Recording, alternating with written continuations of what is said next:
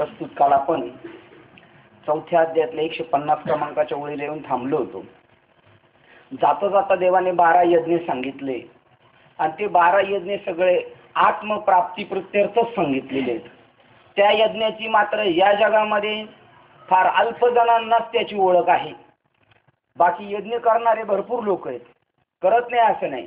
ते द्रव्यादुक यागो कीर होती परी ज्ञान यज्ञाची, हे सगळे 12चे 12 यज्ञ जे ज्ञान यज्ञ सांगितले, मग योगाच्या माध्यमातून गेलेले, कर्माच्या माध्यमातून गेलेले, आणि त्यांनी त्या इंद्रियांची आहुती दिली त्याच्यामध्ये. जसे आपण यज्ञामध्ये लाकडं टाकतो, अजून काय काय टाकतो, त्याप्रमाणे इथं इंद्रियांची विषयाची आहुती देऊन त्याच्यातला जो प्रसाद आहे यज्ञाचा, अहम ब्रह्मास्मी, तो त्यांच्या गुरुकडून त्यांना तो मिळाला आणि त्या प्रसादाच्या योगाने ते कृतार्थ झाले आणि परिपक्व दशेला म्हणजे जन्म मृत्यूच्या राटीतून सुटले, आत्मस्वरूपाची भेट झाली, ज्याला जीव ब्रह्म ऐक्य म्हणतात ते झालं. तिथपर्यंत काल आपण आलो होतो. थोडं पाठीमागे जाऊन पाहूया. म्हणून ब्रह्मतेची कर्म ऐसे बोधा आले जया सम तया कर्तव्य ते नैष्कर्म्य धनुर्धरा. जीवाला चौथा अध्याय सुरुवात झाल्यानंतर सांगितलं, तिसऱ्या अध्यायात सांगितलं होतं की नैष्कर्म्य स्थिती प्राप्त झाली तर जीवाला ज्ञान आणि ज्ञानाने मोक्ष मिळू शकतो. पण नैष्कर्म्य स्थिती कशी काय प्राप्त करायची त्याची हातवटी सांगितली आणि तोच योग सांगण्याचं काम पुढे चालू असताना ते सांगतात. आता मात्र अर्जुन म्हणतो मी कर्म करणार ना, मी युद्ध करणार नाही असं सांगतोय, कारण त्या घोर कर्मामध्ये मला पाप लागेल. परंतु देव आता त्याला सांगतात म्हणून ब्रह्मतेची कर्मच काय झालं. हा आमच्या साधू संतांचा संप्रदाय आहे, हा आमच्या ऋषी मुनींचा संप्रदाय आहे की आपल्या वाट्याला आलेलं कर्मच ब्रह्म आहे. म्हणजे जगामध्ये सगळं भरला घनदाट, मग त्याच्यामध्ये तुम्ही आहेत ना. श्रीपादबाबांचं म्हणणं आहे सगळं भरला घनदाट हरी दिसे आणि त्या जगामध्ये तुम्ही आहात. मग तुम्ही कोण आहेत? तुम्ही बी हरीच आहे ना. म्हणून ब्रह्मतेची कर्म ऐसे बोधा आले जया सम, ज्याला सम वाटतं आणि याला सम म्हणतात. नुसती माणसामध्ये आम्ही समबुद्धी ठेवणी म्हणजे समबुद्धी घेत असं कर्तव्य असू, कर्म असू, अजून काय काय विचित्र ज्या प्रक्रिया आहेत, विषय सुद्धा असले तरी विषय सुद्धा काय ब्रह्माचे आहे. या जगामध्ये ब्रह्म सोडून दुसरी वस्तूच नाही, अशी समवस्तू ज्याला कळालेली आहे. म्हणून ब्रह्मतेची कर्म ऐसे बोधा आले जाया सम. आपल्याला काय झाला पाहिजे? साधूच्या कृपेने बोध झाला पाहिजे. जोपर्यंत बोध होत नाही तोपर्यंत त्यांनी या मार्गाचा पिछा सोडायचा नाही. जववरी अर्जुना हा बोध भेटे ना मना तववरी या साधना भजावंच लागेल. म्हणजे तुमचं कर्म हे साधन आहे आणि या कर्माच्याच योगाने त्या कर्मालाच म्हटलेलं आहे यज्ञ. तो यज्ञ सफल होणार आहे, त्याला स्वधर्म म्हणलेले आहे आणि त्या यज्ञातून तुम्हाला फळ मिळणार आहे. कोणतं फळ मिळणार आहे? सद्गुरूंची भेट होणार आहे. तया कर्तव्य ते नैष्कर्म्य धनुर्धरा, त्याचं कर्तव्यच नैष्कर्म्य झालेले. आता अविवेक कुमारत्व मुकले, त्याला तसा बोध झाला का कर्तव्य कर्म सुद्धा काय आहे? ब्रह्म आहे. त्यामुळे त्याचं काय झालं हे त्याला कळाल्यानंतर आता अविवेका कुमारत्व मुकले, जो अविवेक होता ते संपला आणि विवेकाच्या कुमारत्व दशेमध्ये तो आलेला आहे. जया विरक्तीचे प्राणी ग्रहण झाले. ज्याप्रमाणे आपल्या काल्याच्या कीर्तनाला सुद्धा जाणते महाराज लागतात म्हणतात. जाणते म्हणजे कोणते हो? जाणते ज्ञानेश्वरीमध्ये पहिल्याच अध्यायात सांगितलेली ओळ आहे, म्हणून जाणतेने गुरु भजीचे. जाणता म्हणजे कोण? अनुभवी म्हणजे कोण? स्वानुभवी. हे वाक्य परफेक्ट आहे. अनुभवी म्हणल्यानंतर लय जास्त म्हातारे झालेलेच बाबा आपण निवडून आणणार आहे की नाही. जाणतेने म्हणजे ज्याला जाण आलेली आहे, हे जग नसून हे ब्रह्म आहे अशी ज्याला जाण आलेली आहे, त्याच्याकडे जो बी शरण येणारे माळ घालायला ते सुद्धा ईश्वर तत्वच आहे. पण अल्प अज्ञाना काळामुळे त्याला जीवदशा प्राप्त झालेली आहे आणि याला फक्त ती जीवदशा घालवायची. आणि हे ज्याच्याकडे सामर्थ्य आहे, जो स्वयं ब्रह्म झालेला आहे आणि ज्याच्याकडे जीवदशा शरण आलेली आहे, त्याची जीवदशा घालवण्याची ज्याच्याकडे सामर्थ्य आहे त्याला जाणता म्हणतात. त्यांनी जगातला तोच एक जाणता आहे का त्याने मला ओळखलं, बाकी मला कोणी जाणत नाही. आशांना सुद्धा म्हणजे जसं काल्याच्या कीर्तनाला किंवा आपला एखादं घरातली व्यक्ती वारली तर त्याला पाणी पाजायला सुद्धा कोण पाहिजे? जाणता. म्हणजे त्याचं लग्न झालेले. तसं जीवाचं ब्रह्माचं काय झालेलं आहे? ऐक्य झालेले. जया विरक्तीचे प्राणी ग्रहण झाले. विरक्ती, या संसाराबद्दल त्याला विरक्ती निर्माण झाली आणि तिच्याशी पाणी ग्रहण केलेले त्याने, त्या जीवाने विरक्तीशी लग्न लावलेले. त्यामुळं त्याला काय झालं, मग उपासना जी ही आणले योगाग्नीचे, आणि मग त्याने उपासना केली. पहा त्याचा अर्थ काय सांगितलेला इकडे. म्हणून अर्जुना, ते कर्मच ब्रह्मरूप आहे अशी समबुद्धी ज्याच्या अंतःकरणात बांधली, त्याने प्राप्त कर्तव्य कर्म केले तरी ते नैष्कर्म्यच होय, त्यांनी केलं तरी ते केलं नाहीये. आता ज्याची विचाररूपी बाल्य अवस्था गेली, अर्थात विवेक तारुण्यात ज्यांनी विरक्तीशी लग्न लावले, कारण लग्न झाल्या वाचून अग्नी सेवा करता येत नाही. मग ज्यांनी, आता बघा, मग सेवा कोणाला करायची?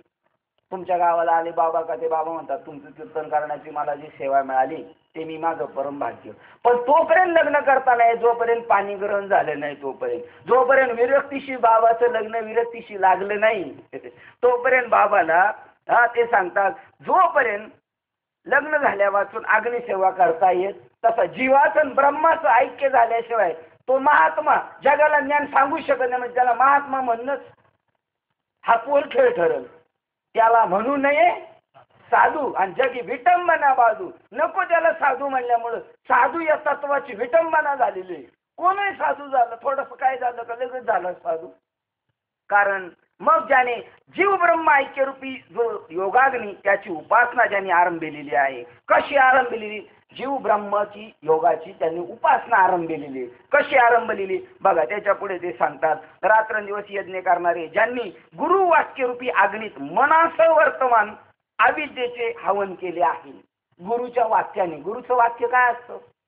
गुरु तर करायला पाहिजे आपण, ज्याने गुरु नाही केला त्याचा जन्म वाया गेला. मग त्याने गुरु केला पाहिजे, पण गुरु म्हणजे कोणाला म्हटलेले? ज्या गुरुकडून वाक्य मिळालेलं आपल्याला. कोणतं वाक्य? वेदामधली सगळीच वाक्य आहेत, पण ज्याच्या योगाने जीवाचं ब्रह्माशी ऐक्य होतं त्याला महावाक्य म्हणतात. 4 वेदाची 4 महावाक्य आहेत, सगळीच वाक्य आहेत. पण ज्याच्या योगाने जीवाचं ब्रह्माशी ऐक्य होतं त्याला काय म्हणतात? त्याला महावाक्य म्हणतात. त्याला त्या महावाक्य रूपी अग्नीत मनासह वर्तमान, तो जोपर्यंत अग्नी लागत नाही आपल्याला, जीव महावाक्याचा अग्नी लागत नाही, तोपर्यंत आपण पेटूच शकत नाही. आपल्यातली जीवदशा बाधच होऊ शकत नाही. फिरविला घट फ्रोडीला चरणी, त्याच्यामध्ये सांगितलं वैराग्याच्या श्रेणी, विरक्तीशी लग्न लागलं नाही, जोपर्यंत वैराग्य निर्माण होत नाही, जोपर्यंत काय प्रमाण होतं?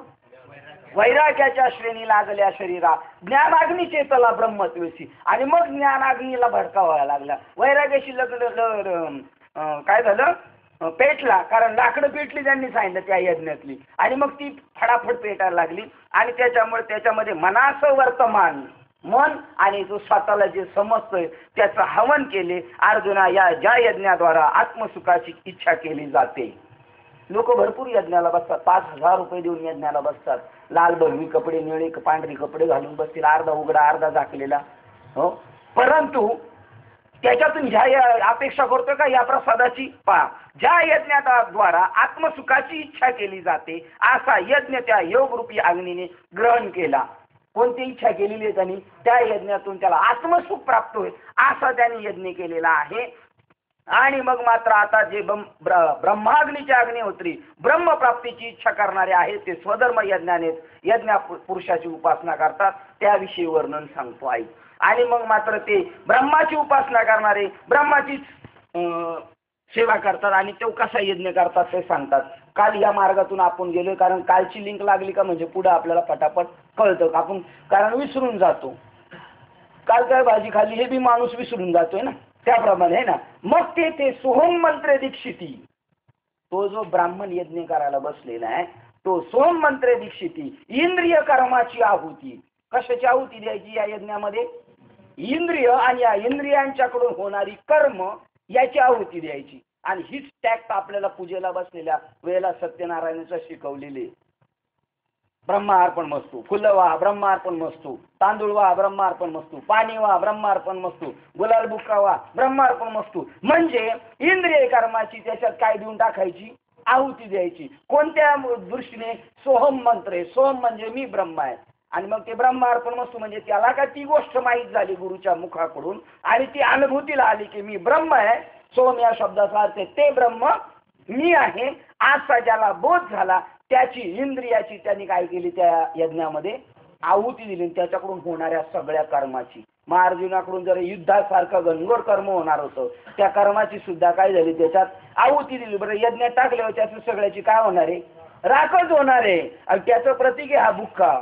सगळ्याचं काळं करून जायचं, इथं काय शिल्लक ठेवायचं आणि ते प्रॉपर्टी विपर्टी त्याचं काय करायचं? त्याच्यात यायचं मन गुतवायला, सांभाळायला कुत्री मांजरं गाढवं डुकरं सगळ्याची आहुती देऊन जायची.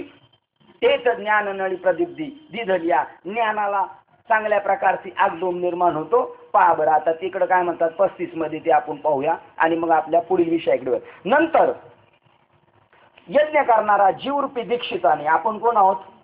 जीवरूपीच आहोत, जीव आहे. पण त्या सोमने आपल्याला काय करणार आहे? मी कोण आहे?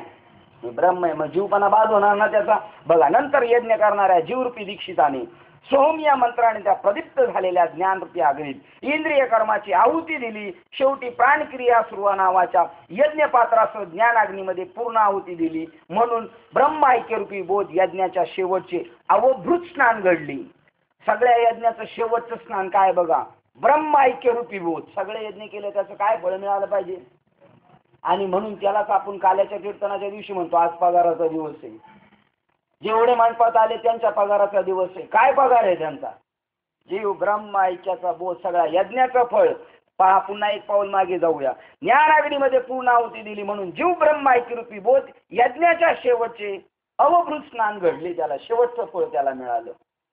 मग संयमाग्नीत इंद्रियाधिक होमद्रव्याचे हवन करून बाकी उर्वरित राहिलेले जे आत्मसुख तेच पुरोडोषण म्हणून त्याने घेतले आणि आपल्या इंद्रिय वगैरे त्याची सगळी त्याच्यामध्ये आहुती देऊन उर्वरित राहिलेला असा कोणी अशा रीतीने यज्ञांनी त्रिभुवनात मुक्त झाले. असे यज्ञ करून लोक या त्रिभुवनात काय झाले? मुक्त झाले. म्हणून या यज्ञ क्रिया जरी भिन्न भिन्न प्रकारच्या आहेत तरी त्या सर्वांचे अखेर फलप्राप्ती प्राप्य स्नान एकच आहे, ते म्हणजे आत्मतत्व. इथपर्यंत काल आपण येऊन इथपर्यंत आलेलो होतो. त्याच्यानंतर त्यांनी पुन्हा पुढे आपल्याला सांगितलं की असे यज्ञ करता करता सगळे जीव मुक्त झाले. आणि 50 नंबरच्या श्लोकला आपण येऊन थांबलेलो होतो. त्यांनी सांगितले ज्या ठिकाणी यज्ञ करणाऱ्याच्या सर्व इच्छा पूर्ण होतात. यज्ञ करणाऱ्याच्या काय इच्छा होत्या आपण पाहिल्या मगाशी? काय अपेक्षा होती यज्ञ करणार? आत्मसुख मिळावं. ज्या यज्ञ करणाऱ्याच्या सर्व इच्छा पूर्ण होऊन जातात, करणारा द्वैत भावही शिल्लक राहत नाही. ज्या ठिकाणी यज्ञ करणाऱ्याच्या सर्व इच्छा पूर्ण होतात आणि यज्ञ क्रिया सुद्धा संपतात. म्हणजे त्याने जो परमार्थिक मार्गाचा जो प्रस्थान केलेले मोक्षाच्या दिशेने, जीव ब्रह्म ऐक्याच्या दिशेने, त्याने जे जे कर्म केलेले, जे जे यज्ञ केलेले, विषय पूर्ण झाला, फलप्राप्ती भेटल्यानंतर तो यज्ञ थांबला. कपरत करत राहायचं आहे. हरिपाठातलं असं प्रमाण सांगा तुम्ही का ज्याला ईश्वर प्राप्ती झाली, मग ईश्वर प्राप्ती झाल्यानंतर त्याला ईश्वर प्राप्तीच्या प्रत्यर्थ केलेली सगळी कर्म त्याची संपली. आता त्याला करायचीच गरज नाही. जे जे दृष्टी दिसे ते ते हरिरूप. मग पूजा जप ध्यान त्याची यज्ञ करण्याची सगळी, ज्या ठिकाणी यज्ञ करणाऱ्याच्या सर्व इच्छा पूर्ण होतात, त्याची इच्छा होती आत्मप्राप्ती व्हावी, त्याला आता सगळीकडे ते दिसायला लागलं. जे जे दृष्टी दिसे ते ते हरिरूप. मग यज्ञ क्रिया सुद्धा संपतात. अर्थात शेवटी जेथून सर्व क्रिया जागच्या जागी पावली परतून नाहीशा होतात. कोण प्राप्त करणार? कारण प्राप्ताची प्राप्ती. प्राप्त झाल्यानंतर तो म्हणतो आता माझंच मन प्राप्त झालं, त्यामुळे आता पळापळी. उदाहरणार्थ आपल्याला शाळेत धडा होता मामाजी की आईनच. मामाजीने नाश्त्याचा टाइम झाला, दिला चष्मा कपाळावर ठेवून पुस्तक वाचता नाश्ता बिष्ट झालं, परत शोधायला लागले पुस्तक वाचायचे चष्मा पुढे. आणि खूप प्रयास केला, ह्या घरात शोध, त्या घरात शोध, तिकडं शोध, तिकडं पाणी प्यायला गेलो तिकडं तर नाही ठेवला. सगळं झाल्यानंतर त्यांना कळालं मामाजी भाच्यानी सांगितलं आपके सर के ऊपर आहे नसे. क्रिया संपल्या. आणि ज्याच्यासाठी शोधायची जी रखरख चालली होती, जे टेन्शन मध्ये होता मामा, तो विषय संपला. आता शोधण्याचा विषय संपला. पहा पुन्हा एक पाऊल मागे जाऊ. अर्थात शेवटी सर्व क्रिया मागच्या पावली परतून नाही झाल्या. आता चष्मा शोधायचं संपला. आता मामा काऊ इथपर्यंत किचन पर्यंत आले होते शोधायला. मामीला म्हणले आईनच दिखी घ्या, पण भाच्याने तिकडून सांगितलं कपडावर. मामीने विचारलं काऊ मागच्या पावली परत झाली? काय नाही, ज्याच्यासाठी करायची होती ती वस्तू मिळाली. चाललो मागच्या पावली, चाललो, शांत झालो. आणि ज्या ठिकाणी विचाराचा शिरकाव होत नाही, कसं असेल ते आत्मतत्व? काय असेल? किती विचार करून थकले पण ठाव लागला नाही. कारण जावे त्या पाण्यामध्ये मासा, कसं झोपत असेल? असं काठावर बसून किती दिवस विचार केल्यावर कळेल? पाण्यामध्ये मासा झोप घेतो कैसा, जावे त्याच्या वंशा. म्हणजे हे जे प्रमाण आहे, हे पाण्यात मासा कसा झोपते याच्यावर पीएचडी करण्यासाठी करून ठेवले का? याच्यावर बी पीएचडी करतील काही लोक. कशावर? आता हा दृष्टांत आहे. दृष्टांत कशासाठी असतो? जीवाला सिद्धांत काढण्यासाठी. आणि साधूचं येणेच त्याच्यासाठी आहे. मोडून या नाना मते देते सिद्धांत सौरसे. सगळ्या मोडून टाकतात. जे जे मतांतर होती ती सगळी मोडून टाकतात आणि फक्त सिद्धांत येतात. हा सिद्धांत कळण्यासाठी दृष्टांत दिला. पाण्यामध्ये मासा झोप घेतो कैसा, जावे त्याच्या वंशा. म्हणजे साधू कोणत्या रूपाने ब्रह्म झाला, साधू या स्थितीवर कसा पौडलाय हे कधी कळलं आपल्याला? तुका म्हणे अंगे भावे ते आपण तरीच महिमान येईल कळू. बाप झाल्याशिवाय कळत नाही पोरग किती त्रास देते बापाला. आता आपण लय म्हणतो लय त्रास देतात पोरं, लय त्रास देतात, काय करावं यांना? पण त्यांना कळणार नाही. मग त्यांना कधी कळेल पोरं त्रास देतात? ते बाप होतील तेव्हा. जेव्हा साधू हो तेव्हा आपल्याला कळेल. तू का म्हणे अंगी व्हावे ते आपण तरीच महिमान. काय महिमान आहे ते पाण्याच्या काठावर बसून कळणार नाही. ज्या ठिकाणी विचाराचा शिरकाव होत नाही आणि कामनेचा स्पर्श होत नाही. अरे कामना सगळ्या तृप्त झाल्या त्याच्या, कारण त्यांची कामना ज्याच्याकडे होती, ज्या सुखाच्या पाठीमागे सगळे जीव पाळतात ना, सुखा लागी करसी. आणि ते सुखच तैसा हृदयामध्ये सर्व सुखाचा रमू. तिथंच बसल्यानंतर कशाची कामना करील? आता कामनाच करायची गरज नाही त्याला. कामधेनूच्या खिल्लारांना कामनेची अपेक्षा आहे, कल्पना करायची गरज आहे? काहीच नाही. त्याप्रमाणे स्पर्श होत नाही व जे द्वैत दोषाच्या संपर्काने लिप्त होत नाही, ज्याला द्वैताचा साधा सुद्धा मळ लागत नाही. अग्नीला कचरा लागेल का? अग्नीला कचरा. आकाशाला कलर लागेल का? तसं आत्मस्वरूप आहे. त्याला कोणतंच कर्म चिटकू शकत नाही. जर अग्नीला कचरा चिटकू शकत नाही, आकाशाला कलर लागू शकत नाही अर्जुना, तसा तू आत्मा आहेस. तू जरी कर्म केलं यांना मारलंस तरी तुला कोणत्याही कर्माचा दोष लागू शकत नाही. याचा स्वानुभव तुकोबारायला आले होते. म्हणाले तुका म्हणे आम्ही झालो. बरं, हे आपण भजन म्हणतो की तुका म्हणे आम्ही झालो अग्निरूप, लागून येदी. आणि मग पावत्या फाडा, पंढरपूरच्या दिंडीला जेवण घाला, मंदिराला येऊ केलं तेव केलं, हे पुण्यच करायचं चाललंय ना आपलं. मग पाप आणि पुण्य स्पर्श करू शकत नाही. मग पुण्य का गोळा करायची नाटकं चालू आहेत आपली? आणि इथून तिथून सत्वगुणातले लोक काय जमा करतात? आज पुण्याची गरज नाही आपल्याला. पुण्य करून सुद्धा जन्म मरण टळत नाही, कारण ते स्वर्गाला जातील, तिथून लाट बसल्यावर परत खाली येतील. आणि पाप करून नरकात जातील, तिथून 84 लक्ष येण्याची परत टाक चालू होईल. मग हे दोन्ही नको आहेत आम्हाला. मग आम्हाला नेमकं करायचं काय? तुम्ही म्हणाल पाप नाही करायचं, पुण्य नाही, नेमकं करायचं काय आम्हाला? माते जे पाविजे ते हे शुद्ध पुण्य जगी. अरे पुण्यात्मक पापे, कोणती पापे? पुण्यात्मक पापे. लय पुण्य करायला होईल ही शाळा आलेला आहे लोकांना. त्याला ज्ञानेश्वर महाराज म्हणतात पुण्यात्मक पापे. स्वर्गात जायची म्हणजे पुण्य केलेलं ते काय? आणि त्याला अजून तुकाराम महाराज एक उदाहरण देतात. दूध पाजून पोशियाला पाप पुण्य करता होय पाप, आणि दूध पाजून पोशीला. आता सापाने ठणका मारलो आता नागपंचमी येणारच आहे.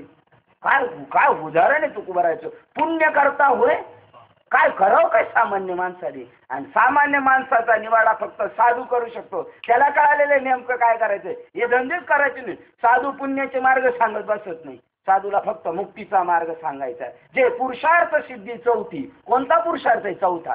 आहे का साधू असा? धर्म अर्थ काम याचे सगळे सांगायचे. असा धर्म करावा, तशी वारी करावी, असा टाळ वाजवावा, अशी चाल म्हणावी, हा धर्म आहे. पण धर्म बी नाही आम्हाला करायचा. आम्हाला मोक्ष चौथा पुरुषार्थ आहे. अर्थ, पैसा कमवायचा. धर्मावर पैसा कमवायचं काम चाललंय. धर्म अर्थ आणि काम, प्रजनन शक्ती, प्रजा उत्पत्ती हे तिन्ही जीव करतात. पण चौथा पुरुष साधू मोक्षाचं सांगतो. बरेच म्हणतात आम्हाला पोरं नव्हते, बाबा गेलो पोरं झाली. पैसा अडका नव्हता, पैसा झाला. अर्थ सांगितला. आम्हाला काही कळत नव्हतं, वाजवता येत नव्हतं, गाता नव्हतं, सांगता येत नव्हतं. पंढरपूर आळंदीचं काय करतं? धर्म शिकवला तुम्हाला, पण मोक्ष शिकवला का? साधू फक्त मोक्ष शिकवतो. जे पुरुषार्थ सिद्धी चौथी घेऊन या आपुल्या हाती रिघाला भक्ती पंथे, भक्ती पंथाच्या मार्गाला जगाला देता देता तो निघून गेला. तो मार्ग आपल्याला इथे शोधायचा. ते असं जे कर्म आहे, कुठून कुठे गेलो तिथे ते द्वैत दोष संपर्काने लिप्त होत नाही, काही स्पर्श करू शकत नाही. म्हणजे आपण इथून गेलतो, तुका म्हणे आम्ही झालो, असं तुकाराम महाराज म्हणतात. आपण छातीत ठोक म्हणतो का? आपण नाही म्हणतो. ते का आपलं काम आहे का? मग आपलं काम काय आहे? नुसतं चपात्या झोडायचं, सप्त्याला जायचं, पैसे द्यायचे, जेवायचं, न्यायचं घरी, हे काम आहे आपलं? आपल्याला बी तेच करायचं. मार्ग दावून गेले आधी दयानिधी संत ते तेनेची पंथे, आपल्याला त्याच मार्गाने जायचंय. आणि जर गेलो तर न पडे गुंता, कुठेच गुंता पडणार नाही. असं जे द्वैत दोषाच्या संपर्काने लिप्त होत नाही. अर्जुना, तू मुडदे पाडले तरी तुला कोणतंच कर्म स्पर्श करू शकत नाही. आपला युक्तिवाद सांगून काल 150 क्रमांकाच्या वेळेला आपण थांबलेलो होतो. आता पुढील विषयाकडे जाऊया. असे जे अनादि सिद्ध, कसे? जे दोष संकल्पाने द्वैत दोष संपर्काने लिप्त होत नाही, कामनेचा स्पर्श नाही, विचाराचा शिरकाव नाही, यज्ञक्रिया आत्मसुख प्राप्त केल्यामुळे आता ती पळापळी सगळी थांबली. जे जे दृष्टी दिसे ते ते हरिरूप, पूजा जप ध्यान त्यास नाही. असं जे अनादि सिद्ध शुद्ध आणि ज्ञान यज्ञात उर्वरित राहिलेले जे ब्रह्म, ते ज्ञान स्वरूप ब्रह्म, हे ब्रह्मनिष्ठ पुरुष अहम ब्रह्मास्मी, मी ब्रह्म आहे, या मंत्राने सेवन करतात. काय सांगितली साधना बघा. आज आळंदी क्षेत्रामध्ये किसन महाराज साखऱ्यांना जेवढे द्यावे तेवढे धन्यवाद थोडे ठरतील. लोपलेला मार्ग जसं लोपले होते ज्ञानजगी, त्यांनी आज आळंदी क्षेत्रामध्ये 125 रुपयाचं ते पुस्तक काढले, 125 रुपये किमतीचं, ज्ञानेश्वरीतील सोहम योग. आणि त्याच्याबद्दल त्यांनी लिहिलेले, हा योग आजच्या काळात लोपलेला आहे. आणि अरे मुख्य नेतृत्वालाच माहीत नाही, तालपज्ञ त्यांच्या पायाजवळ बसणाऱ्यांचा काय विचार करायचा? कोणाला माहित नाही म्हणले हा योग?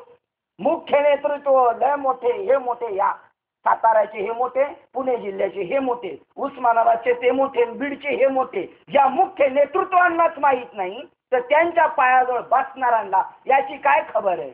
आणि अजून एक वाक्य लिहिलं, आम्हा वारकऱ्यांना वेदविषय क्लिष्ट समजून आम्हाला त्याचा निषेधच करण्याची सवय लागलेली. कोणाचं वाक्य आहे? याद असणाऱ्यांचे, त्यांना जाऊन विचारलं पाहिजे नेमकं काय.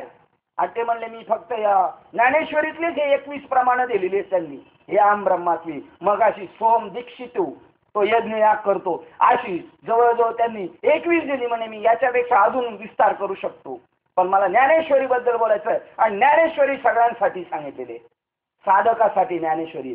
ज्याची साधना करायची ते साधनच आपल्याला माहित नाही, आपण साधक होऊच कसे? जे साधन करायचं ते साधनच माहित नाही, साधक होऊच कसे? आणि ज्ञानेश्वरी कोणासाठी आहे? साधक नसले सगळे म्हणतात आम्हाला जड जाती ज्ञानेश्वरी, कारण ते कोण नाहीत? साधक नाही. साधक कोणाला म्हणतात? ज्याच्याकडे साधन आहे आणि नाम वापरते साधनच नाही. ऐशिया साधना करा काही, जेणे नो हे जन्म यमाची यातना, ऐशिया साधना, असं पॉवरफुल साधन पाहिजे. ते म्हणतात ते ब्रह्म, ज्ञानरूप ब्रह्म, ते ब्रह्मनिष्ठ पुरुष अहम ब्रह्मास्मी, मी ब्रह्म आहे, या मंत्राने सेवन करतात. हे जे मुसलमान म्हणा, त्यांच्यामध्ये सुद्धा मोठमोठे साधू होऊन गेले आणि ते बी ध्यानाला बसले आपले. अहो कोणत्या जाती पंथाचा असू द्या, आज अफगाणिस्तान मधला माणूस सुद्धा हे साधन करतोय, दुसरं साधनच नाहीये. जगाचा देव एक आहे, आकाश एक आहे, वायू एक आहे, पाणी एक आहे. सगळ्या माणसाला, अफगाणिस्तान मधल्या माणसाला जरी कापलं तर रक्त लालच निघणार, आणि आपल्यातलं कापलं तरी लालच निघणार. सगळ्यांचं एक आहे, तो ब्रह्म बी एक आहे, त्या ब्रह्माचं नाव बी एकच आहे. याचीच साधना करतात. अफगाणिस्तानमध्ये जो माणूस साधना करतो तो याचीच साधना करतो. आत्म्याचं शास्त्र म्हणून एक पुस्तक आहे, 6 का 7 रुपयाचं, राधा स्वामी सत्संग. त्यांनी सगळ्याचा निवाडा दिलाय. जेवढे जैन लोक कोणती साधना करतात, हीच साधना करतात. ओएम ते म्हणतात, ओएम म्हणतात. हे मुसलमान म्हणतात, जे बुरखे घातलेले असतात ते पांढरे, आमीन आमीन आमीन म्हणजे काय म्हणतात? ते ओमचीच उपासना करतात. सगळे लोक ज्याची उपासना करतात. आणि आपलं समर्थाचे पोटी आम्ही जन्मलो, करंटी. करंटी कशाला म्हणतात? हरिपाठात बघा, उपध्वनी करंटा. नाही माहीत काय अद्वैत वाट, देवाकडे जायची अद्वैत वाट माहीत नाही. फक्त भटवडीतली जायची वाट माहिती असलं तरी ते बसत नाही. त्याला कोणी विचारलं का ते फार पुढं जाऊन सांगते गाडीवाल्या बरोबर. मग ज्याला ही वाट माहिती असतं त्याला गप बसवलंय. अद्वैत वाट आहे जी सोम मंत्र मी आणि मग ती मॉमेडियन लोकांमधले साधक ध्यानाला बसले आणि त्यांनी आरोळे मारले. आम ब्रह्मास्मी मैं खुदा हूं. त्यांना दगडीने मारलं लोकांनी. मैं खुदा हूं म्हटल्यानंतर ते म्हणले खुदा की बराबरी कर रहा है. देव पुढं होता येतं का माणसाला? देव होणं का सोपं आहे का? देव होता येतं का? अरे देवाचे माणसं मागच्याच अध्याय सांगितलं स्वतः आम्ही परमात्मा आहे हे न कळल्यामुळं देख मनुष्य जात स्वभावता भजनशील झाले असे केवळ माझे ठाई परी ज्ञाने विन म्हणजे मी परब्रह्म स्वरूप याचं विस्मरण झाल्यामुळे हे सगळे घोटाळे झाले. मी ब्रह्म आहे या मंत्राचे सेवन करतात म्हणजे ब्रह्मरूप होतात ना माणसं ब्रह्मरूप. मग एक तरी ओळ अनुभवावी. ही कशी काय अनुभवायची हो आपण? आणि हीच मोस्ट इम्पॉर्टंट आहे, हीच महत्वाची आहे. बाकीच्या ओळी पाठ आहेत लोकांच्या. पाहे पा दूध पवित्रानी गोड पाशी त्वचेच्या आत पदराड ते आवेरून गोचिड अशुद्ध काय शिवत याचा अनुभव आहे आम्हाला. दुधात त्या गाईच्या कासेजवळ गोचिड असतं ते दूध पेत नाही पण रक्त सेवन करतो त्याप्रमाणे आम्ही आहेत असं त्यांना सांगायचंय.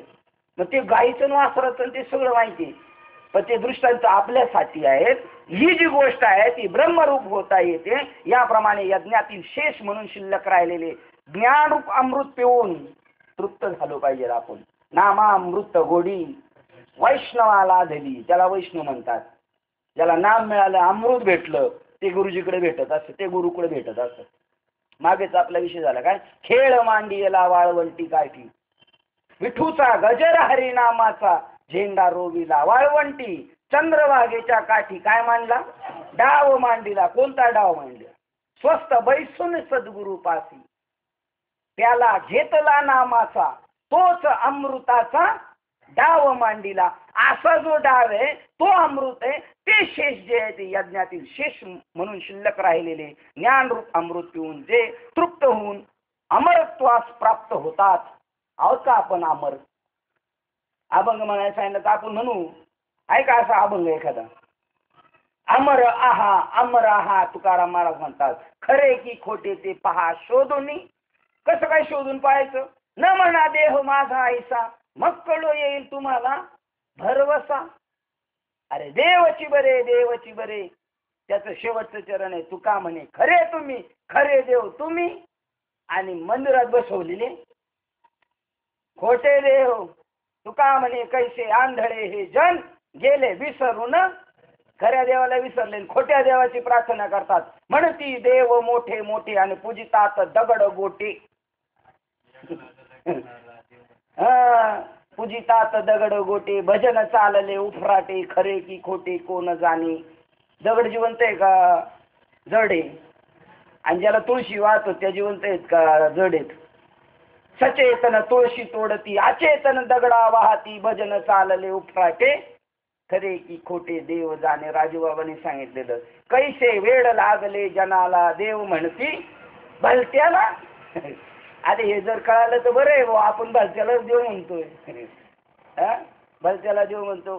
शिळ्या तांब्याचे बाहुली पाठ तर सगळे वरी पाठ मांडून बैसवले वस्त्र अलंकारे प्रक्षाळले मना आले ते ठेविले नाव कैसे वेड लागले जनाला. ते राहिलेले शिल्लक ज्ञान रूप अमृत पिऊन ते तृप्त होऊन अमरत्वास प्राप्त झाले. आपण इथून गेलो अमर आपण अमर आहोत. न मरणारे आहोत. आपल्या दशक्रिया करायची गरज नाही. माहिती करायची गरज नाही. माहिती करायची म्हणजे वास नको सुटायला घाण नको व्हायला म्हणून करायच्या माहिती. नाही तर दशक्रिया तर करायचीच गरज नाही. पण कधी जो अमर झालाय त्याची आणि अमर झाला त्याची काय गती कावळा तरी सांगल कुठे गेलाय म्हणून तो. अमर व्हायचं आपल्याला. अमर आहोत आपण आणि बाबाने आपल्याला अमर केलं पाहिजे. त्याचंच नाव चिरंजीव आहे आपल्याला.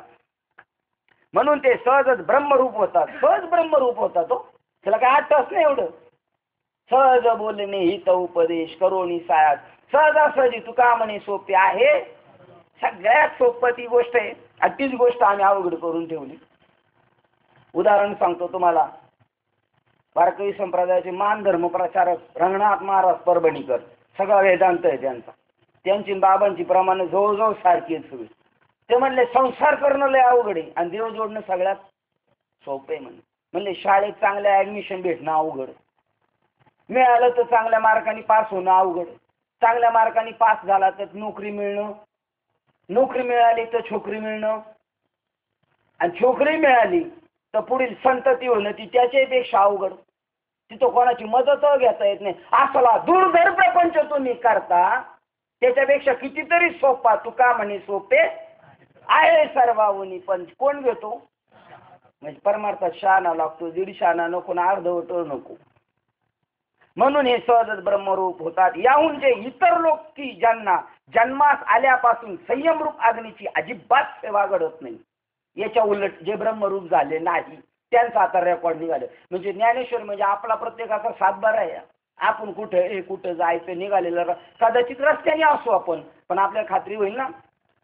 घाटकोपरून निघालो, पंढरपूर, पुन्हा 70 किलोमीटर, 100 किलोमीटर पुढं आलं फलटण, म्हणजे आपण रस्ता बरोबर कव्हर करत एक तर वाटणं असू आपण, नाही तर जागेवर असू तरी कळलं आपल्याला जायचं की नाही. याहून वेगळे जे ब्रह्मरूप झाले नाही त्यांचं चरित्र चालू झालं आता. याहून जे इतर लोक की ज्यांना जन्मास आल्यापासून संयमरूप अग्नीची अजिबात सेवा घडत नाही, जे योग आणि यागाधिक मुळीच करीतही नाहीत आणि त्यास विरक्ती माळ घालीत नाही. योगच नाही आला जीवनात त्यांच्या. योग म्हणजे शब्दाचा अर्थ काय? योग या शब्दाचा अर्थ आहे जोडणे. व्यवहारात म्हणतो आपण योगायोगाने आपल्या गाठी झाल्या. योग झाला पाहिजे. योगायोगाने माणसाच्या गाठी होतात, योगायोगाने देवाची होईल का नाही गाठ? योग आणि यागाधिक मुळीच करवित नाही आणि त्यास विरक्ती माळा घालीत नाही. साधन करत नाही. साधन केलं तर मग विरक्ती होईल, आणि विरक्ती झाल्यावर ज्ञान पेटल, ज्ञान पेटलं ब्रह्म भेटल. अशी माळ आहे, अशी पायरी आहे. असे पहा की ज्यात ऐहिक सुख नीट धड मिळत नाही, मग त्याच्या पारलौकिक सुखाची गोष्ट कशाला विचारतोस? ज्याला इथलंच धड नीट करता नाही त्याला बाहेरच काय होणार आहे? ज्याला परमार्थ प्रपंच धड करता नाही त्याचा परमार्थ बी. तिथं किती अलर्ट बुद्धी हो, प्रपंचात किती सावधान राहायला लागतं. त्याच्याही पेक्षा इथं सावधान राहावं लागतं. मग मोक्ष कसा मिळणार त्याला? हे लोकातच काही धड साधन करत नाही तर पारलौकिक सुख म्हणजे मोक्ष कसा मिळणार? म्हणून अर्जुना त्याच्या विषयीची ती गोष्ट बोलावयाच नको, त्याच्याबद्दल बोलायच नको. बस झालं म्हणे आता तिथं. म्हणजे बघा, साधू अज्ञानाबद्दल साधना करत नाही, जो विरक्त नाही, ज्याला मोक्षाची इच्छा नाही, त्याच्याबद्दल बोलायचंच नाही म्हणतात. मागच्या अध्याय सांगितलं ज्याला या ज्ञानाची खबर नाही अर्जुना त्याच्याशी तयाशी संभाषण सर्वता करूच नाही, त्याच्याशी बोलू सुद्धा नका तुम्ही. कारण ते काय करतील? परत आपल्याला त्यांच्यात घेऊन येतील. अशा प्रकारे जे तुला पुष्कळ प्रकारचे अनेक 12 यज्ञ सांगितले ते वेदानेच बऱ्याच विस्ताराने चांगले वर्णन करून सांगितलेले आहेत. परंतु वेदातील त्यांचे विस्तारपूर्वक वर्णन ऐकून आपल्याला काय करावायचे आहे? त्यातील सार हेच की सर्व यज्ञ कर्मापासून उत्पन्न झालेले आहेत. सगळे यज्ञ कशापासून कर्म निर्माण झाले? आपल्या वाट्याला आले कर्म. इमाने येदबारे करायचं आपण, काही असू द्या, भले खाटकाचं असेल तरी सुद्धा. सजन कसं आहे, माळ्या सावत्याचं घ्या, सोनाराचं घ्या, कोणतं बी कर्म असू द्या. चोख्या मेळाचं काय कर्म?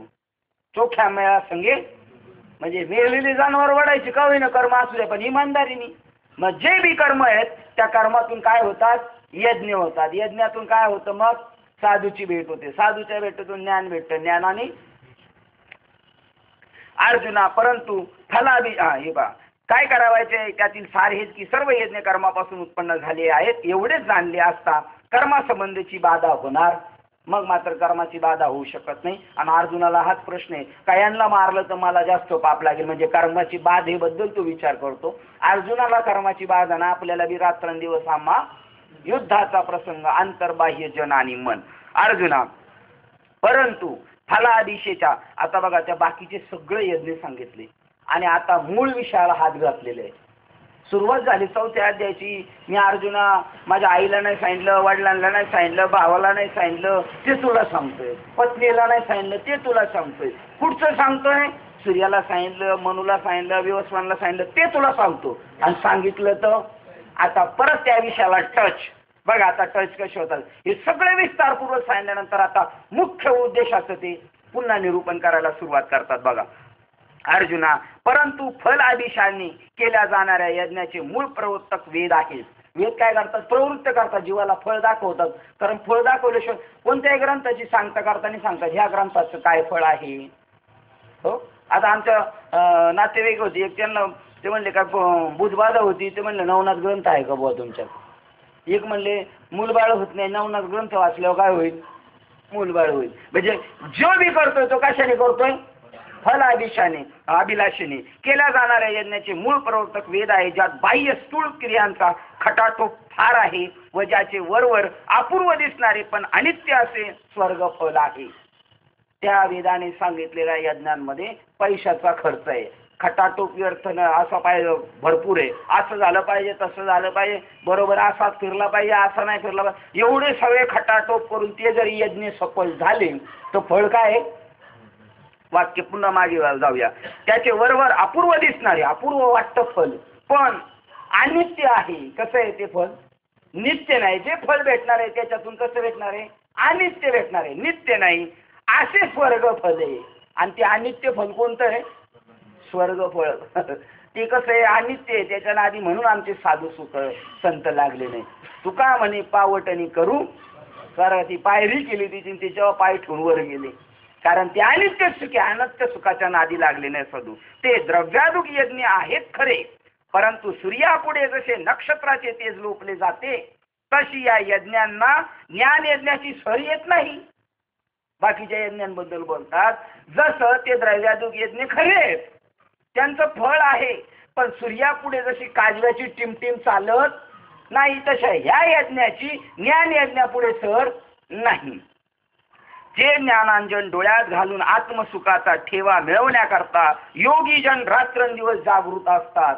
हिमालयामध्ये योगी लोक, ते पाटील साहेब म्हणले होते तुमचे यशस्वी, म्हणले मी लय आतमध्ये चाललो होतो, म्हटलं असा एखादा साधू भेटल का? त्या हिमालयामध्ये मी एकटाच आत घुसायला लागलो तर मला तिथली लोक म्हणले जास्त आत नका जाऊ, ते साधू लय डेंजर असतात, त्यांना संपर्क नको आहे समाजाचा, मारून फटकून हाकलून देतील तुम्हाला. मग जे हिमालयात गेलेले योगी आहेत ते कशाचं वाट बघतात? त्या ज्ञानाचं डोळ्यात अंजन घालतात, म्हणजे बुद्धिरूपी डोळ्यात. आणि काय ठेवा प्राप्त करायचं त्यांना? जसा पायाळूच्या डोळ्यात अंजन घातलं का त्याला जमिनीतला हस्तगत होतो ठेवा, तसा परमात्मा जो गुप्त आहे आणि असं जे ज्ञान आहे साधूकडे, म्हणजे आता ओळख पुढे चालू होणार आहे, ते ज्ञान पैगा बरवे. त्या ज्ञानचं पुढचा श्लोक आहे पण त्याची महती सांगतात, त्या ज्ञानाची पावर. पुन्हा एक पाऊल मागे जाऊ. जे ज्ञानांजन डोळ्यात घालून आत्मसुखरूपी ठेवा मिळवण्याकरता योगीजन रात्रंदिवस जागृत असतात. योगी लोक ते ज्ञानामृत घातल्या डोळ्यात घालतात आणि कशाची रात्रंदिवस वाट पाहतात? तो आत्मस्वरूप ठेवा प्राप्त करण्यासाठी ते ज्ञानांजन घालतात. जे ज्ञान आरंभिलेल्या कर्माचे शेवटचे प्राप्ती स्थान आहे, जे तुम्ही आता कर्म करत आहात त्या कर्माचं शेवटचं स्थान आहे ते ज्ञान. ते ज्ञान झालं का कर्म संपलं. म्हणून म्हणतात एकदा का ज्ञान झाले का त्याला काही काम शिल्लक राहत म्हणजे त्याचं कर्तृत्व, अहम कर्तृत्व संपलं. कोणतं कर्तृत्व संपलं? मी करतोय, मला करायचंय, हे संपलं. त्याच्याकडून होणार, पण तो म्हणणारा आपल्याकडून काय झालंच नाही.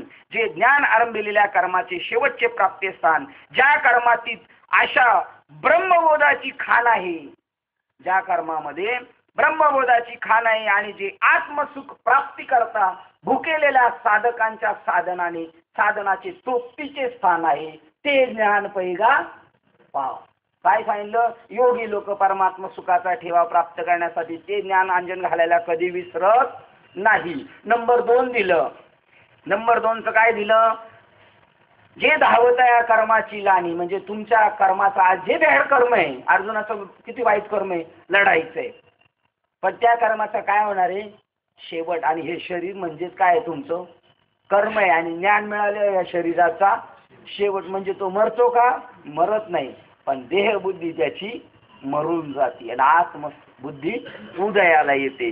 मग जे धावत आहे कर्माची लाणी, धावतं कर्म तुमचं जे वाईट बरं वाईट कर्म आहे ते संपून जाईल. नैष्कर्म्य बोधाची खाणी भेटल, खाण लागल तुम्हाला. लोक नैष्कर्म्य कर्मासाठी शोधतात, ते ज्ञान भेटलं काय भेटल? नैष्कर्म्य बोधाची खाण भेटल. आणि भुकेली या धनी साधनाची, ज्या आत्मसुखार्थ भुकेले, ज्यांना आत्म्याची भेट होईल का, देवाची भेट होईल का, असे जे भुकेलेले त्यांची भुकेची तृप्ती होणारे ते ज्ञान पैगा बरवे. दुसरं, जेथ प्रवृत्ती पांगुळी झाली, काय करावं आम्हाला बरंच कळतं. दारुडे माणसाला विचारा ना, दारू पिणं चांगलं? आमचे मामा होते पिणारे. मी म्हणलं मामा मला बी तुमच्या बरोबर प्यायचे. हे बावळट झाला का तू? तू नको पिऊ, ते काय चांगले का? मग म्हटलं तुम्ही का पिता? आता मी झालो बाबा त्याच्या आरी, मला लाख वाटतं. मी रोज सकाळी कामावर जाताना आदल्या दिवशी माझा का घरच्यांनी पान उतारा केला का मग मी सकाळी जाताना ठरवून जातो आज काय घ्यायची. स्टेशनला उतरतो तरी ठरवतो घ्यायची नाही. पण चढा चढून वर आलं का पाऊले चालती शपथ. म्हणजे तो कशाच्या आधीने? प्रवृत्तीच्या आधीने. त्याला लाख कळालेलं वाईट आहे, पण त्याची इंद्रिय त्या सुखाकडे त्याला घेऊन जातात. त्याला नको असलेले तंबाखू खाणारे कितीतरी पंढरपूरून येताना त्या पुढे आणि डबे टाकून देतात. मी म्हणलं कशात टाकता? नवी घ्यायला लागल तुम्हाला. इथं आल्यावर लगेच नवी घेऊन येतील मस्तपैकी कोरा काटा. म्हणजे ते काय त्यांना कळत नाही का? कळतंय, पण वळत. ही दुर्योधनाची स्थिती होती. दुर्योधनाकडे देव गेले का लगेच तो सिंहासनावरून उठायचा. बसा बसा, भगवान कृष्ण आले. ते म्हणले तुला कळतं रे, खरं वाटतं का मी देव आहे? अहो म्हणला काय? सगळे म्हणतात, भीष्माचार्य म्हणतात, द्रोणाचार्य सगळे म्हणतात तुम्ही देव, मी का नाही म्हणणार? मला पटतं. मग माझं आई गेडवण करू नको, त्यांना 10 गावं देऊन टाक, उगाच लढाई भानगड्या करत नको बसू. मी सांगतो, नाही तर तू मरशील, अख्या भावंडाला मारून टाकशील, आणि म्हातारपणी तुझ्या आईबापाला, आंधळ्या आईबापाला तुकडं मोडाय कोणाकडे राहावं लागल? त्यांच्याकडेच राहावं लागल. तो म्हणला देवा तुम्ही म्हणताय ना हे सगळं मला कळतंय, पण मला काय होत नाही, वळत नाही. त्याचं नाव दुर्योधन. देवापासून वाईट गेलेली, बाजूला गेलेली बुद्धी. खरं कळायचं पण करूशी वाटत ते दुर्योधन. असे किती आहेत? तो एक तर मेला, असे भरपूर आहेत. असा प्रवृत्तीने जो पांगळा झालेला जीव आहे, काकड्यामध्ये पांगुळा झालो देवा. विषयाकडे जावत नाही मला नको वाटतं, पण काय करावं, प्रवृत्ती मला खेचून येते. का गा सासुरवासी मज केले, काय पुढं आपुलिया सत्ता स्वाधीनता. ते नाही, मला लाख वाटते ही गोष्ट वाईट आहे, नाही जायचं, पण मी इंद्रियांच्या सासुरवासात आहे आणि ती इंद्रिय मला बळच ओढून नेतात आणि मग मला जावं लागतं. म्हणून मी कोण झालोय? मी सासुरवासा झालेलो आहे. जीवात्मा म्हणतोय, ही कंप्लेंट करतोय देवाकडं, का मला सासुरवासा केलं? मला लाग कळतं बाबा, आपण काय करा, इंद्रिय इतकी चाटाळ झाली ती मला ओढून नेतात. बैसवलं जयावरी ते हे सैराट पळून घेऊन जाते. म्हणून का गा सासुरवासी केले भगवंता, आपुलिया सत्ता आपलीच, पण स्वाधीनता आपल्यात नाही. ही माझं काय ऐकती? ही माझीच आहेत, पण माझं काय ऐकती नाही. अशी जी पांगळी झालेली प्रवृत्ती आहे, ती पांगुळी झाली तर काची दिठी गेली. कसं काय असेल ते संपलं. जेथ इंद्रिय विसरली विषय संगू. लाख लोकांना सांगितलं दारू पिऊ नका, तरी ते काय प्यायचे राहणार नाही, कारण त्यांच्या इंद्रियाला चटक लागलेली. पण त्याला आत्मसुख भेटलं, तो इंद्रिय सुखाकडे जात नाही. कारण इंद्रिय काय शोधतात? सुख शोधतात. तेच सुख त्याला आतमध्ये भेटलं. साधू त्याला आतमध्ये जातो. बाबांनी दारू पिलेल्या कंडिशन मध्ये माळा घातली बरं का, आणि ज्या गावात घातली माणसाला, त्याच्या मी अंत्यविधीच्या वेळेला तिथे गेलो होतो. ते वारले होते आणि 2-4 दिवस मध्ये गेलते. ते कोळी काकांचं गाव जळगाव, तिथं ते गेले बाबांना घेऊन आणि मला म्हणले चला, तुम्ही ऐकले ना बाबांनी दारू पिलेल्या कंडिशन मध्ये लोकांना माळा घातल्या, त्याच्यावर परत आयुष्यभर ती दारू पिली नाही. कारण ती संताची ताकद आहे. संत चरण रज लागता सहज वासनेचे बीज. वासनेचं बीजच जळून गेलं, आता उगवल काय? जे जळालेले बी पेरलं उगवल. मग त्यांना माळा घातल्या ना, पण ते बाबांच्या पुढे अशी नव्हती माळ घातली त्यांनी, अशी माळ घातली का तो फवारा बाहेर पडल ना. काल रात्री पिलेली, सकाळी शौचालयाला लाईनला आली तरी वास सुटतोय घामघामा. एवढी ताकद आहे कशाची त्याची? ते बाबाच्या पुढे तोंड नाही केलं ना. असा माणूस तो वारला तर कोळी काका म्हणले चला आपण मेळाव्याच्या मधल्या टायमात त्यांच्या घरी जाऊन येऊ. ते बाबा वारले आणि मग तिथे गेल्यानंतर त्या बाबांना ची मंडळी होती आणि त्या बाबांच्या बायकोला विचारलं आपले श्रीपाद बाबा कसे होते, तर ती बाई रडत रडत सांगायला लागली आपले श्रीपाद बाबा असे होते का माझ्या मालकाला माळ घातली दारू पिलेल्या कंडिशन मध्ये, पण माझा मालक कधी बाबांच्या पाया पडायला गेला तर बाबांनी त्याला कधी पाया पडू दिलं.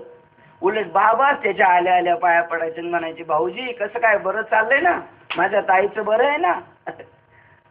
काय पाहत होते ती बाबा, ज्याला दारू पिलेल्या कंडिशन मध्ये माळ घातली, एवढ्याला अशा माणसाला जर सुधारवलं तर आपलं तर थाटलंय बेफान राहील. मग पण तरी सुद्धा त्याच्यामध्ये काय पाहत होते?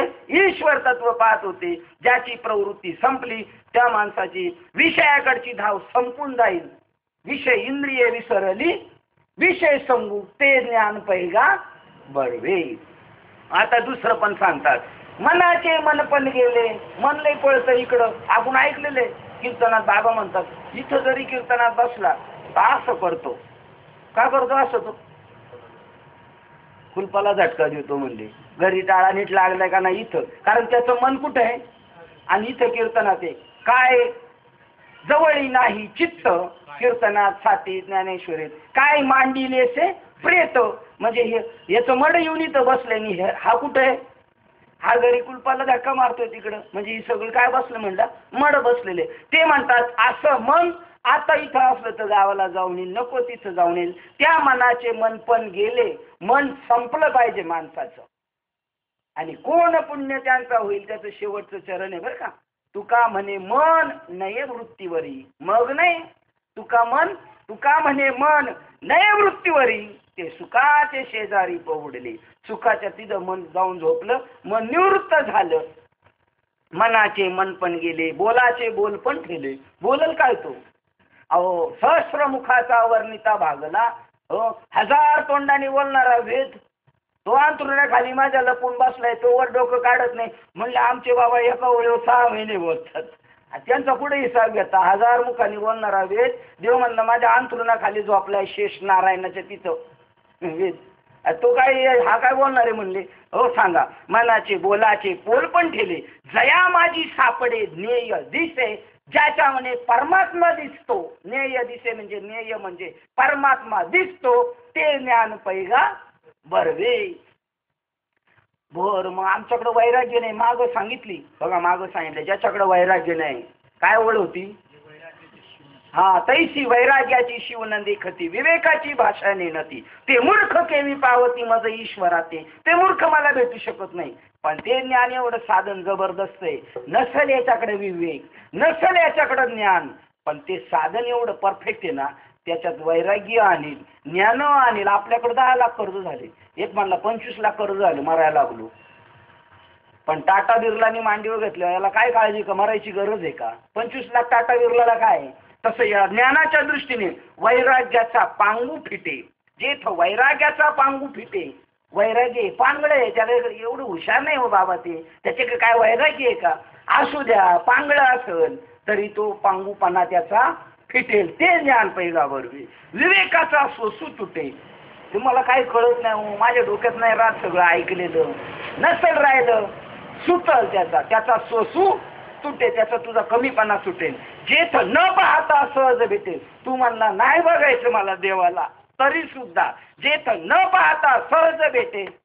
आपणच आपल्याला न पाहता सहज भेटेल, ते ज्ञान पैगा 11व्या अध्यायात देवाने विश्वरूप दर्शन दाखवल्यानंतर अर्जुनाने पाहिले, भयानक, नको नको नको, डोळे मिटले. आज तू म्हणला, तू नाही म्हणला बघायचं तर डोळे मिटले तरी तुला आता तेच दिसणार.